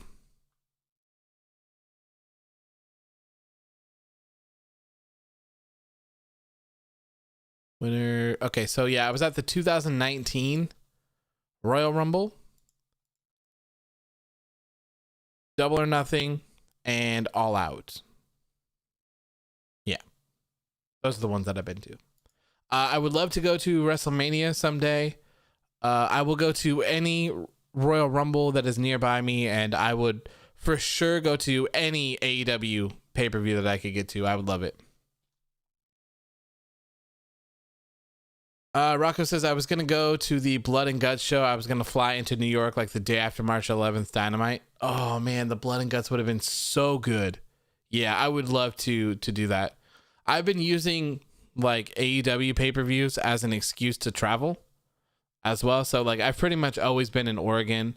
I've gone up to Washington, of course, and like to California for Disneyland and stuff like that. But a couple years ago, I finally went down to like SoCal for some car stuff, for Monterey, like the big fancy car shows. Went down there for that and experienced that. And then we went to Chicago for All Out, and that was a really cool experience being in Chicago. Downtown was incredible. We went to Double or Nothing, which was my first time going to Las Vegas as well, which was it's drinking. I don't mind drinking, but I'm not the type of person that gets like wasted or anything anymore. So that was cool. It was like, I don't like to gamble either, but Vegas was a really cool experience. I had never been there before. And then the Royal Rumble that we went to was in Phoenix. So I had never been there before either. So it was really cool. So I'm just like traveling the world, one wrestling event at a time, pretty much. Fly lives in Vegas. That's cool, man. How do you like it? It's too hot for me. I couldn't do it. No way. Same with Phoenix. It was beautiful. It was perfect while we were in Phoenix, but oh man, if it would have been any other time of the year, it'd be too hot. Yeah, too hot. JBO just says, I was planning to go to WrestleMania in Hollywood, but that's not until 2023. I would love to go to a WrestleMania, but I'm just like fearful for getting out. Like I don't want to be there for like 10, 12 hours or so. I think when we went to the Royal Rumble, we got really lucky because of our parking situation. We paid for our parking with our tickets, so we had to be at the show like 2 hours before it started in order to get them, and we were like front row in the parking building. So when the show ended, we got the hell out of there, and we were able to get out before traffic formed. But I still think I was there for like 8 or 9 hours, maybe 10 as well. It was crazy. Delight says, I'm trying to convince my parents to take me to Jacksonville for Revolution. That would be incredible, man. I'm dying to go to Daly's Place. If Double or Nothing does not happen in Vegas and it happens in Florida, and they will honor the tickets, my fiance and I we're gonna go to Jacksonville. I don't know, man. Tell them it's a once in a lifetime. I think tickets are even cheap right now. I think. Rocco says people who do like Mania week Friday through Monday are crazy. I would be dead. Yeah. Oh, there's no way, dude. There's no way I could do that. That would have been crazy. Van says, why was Blood and Guts edition Dynamite canceled? Actually, I didn't used to watch AEW at the time. The pandemic ruined it all. I think that was right at the start of it. I think. Okay. We're at 3:05. So we're a little bit over 3 hours now. So I'm going to call it here. Again, thank you guys for staying up so late and just chatting with me and hanging out. Means a lot. I really, really, really appreciate it. It's been a pleasure chatting with you as always. And let's see here. We'll be here for the Friday Night SmackDown post show. Friday night. Hopefully it's a good show. And yeah. See you guys then. Hope you guys have a good rest of your night. And again, thank you all. I really appreciate it. And one more time, well, good night and peace.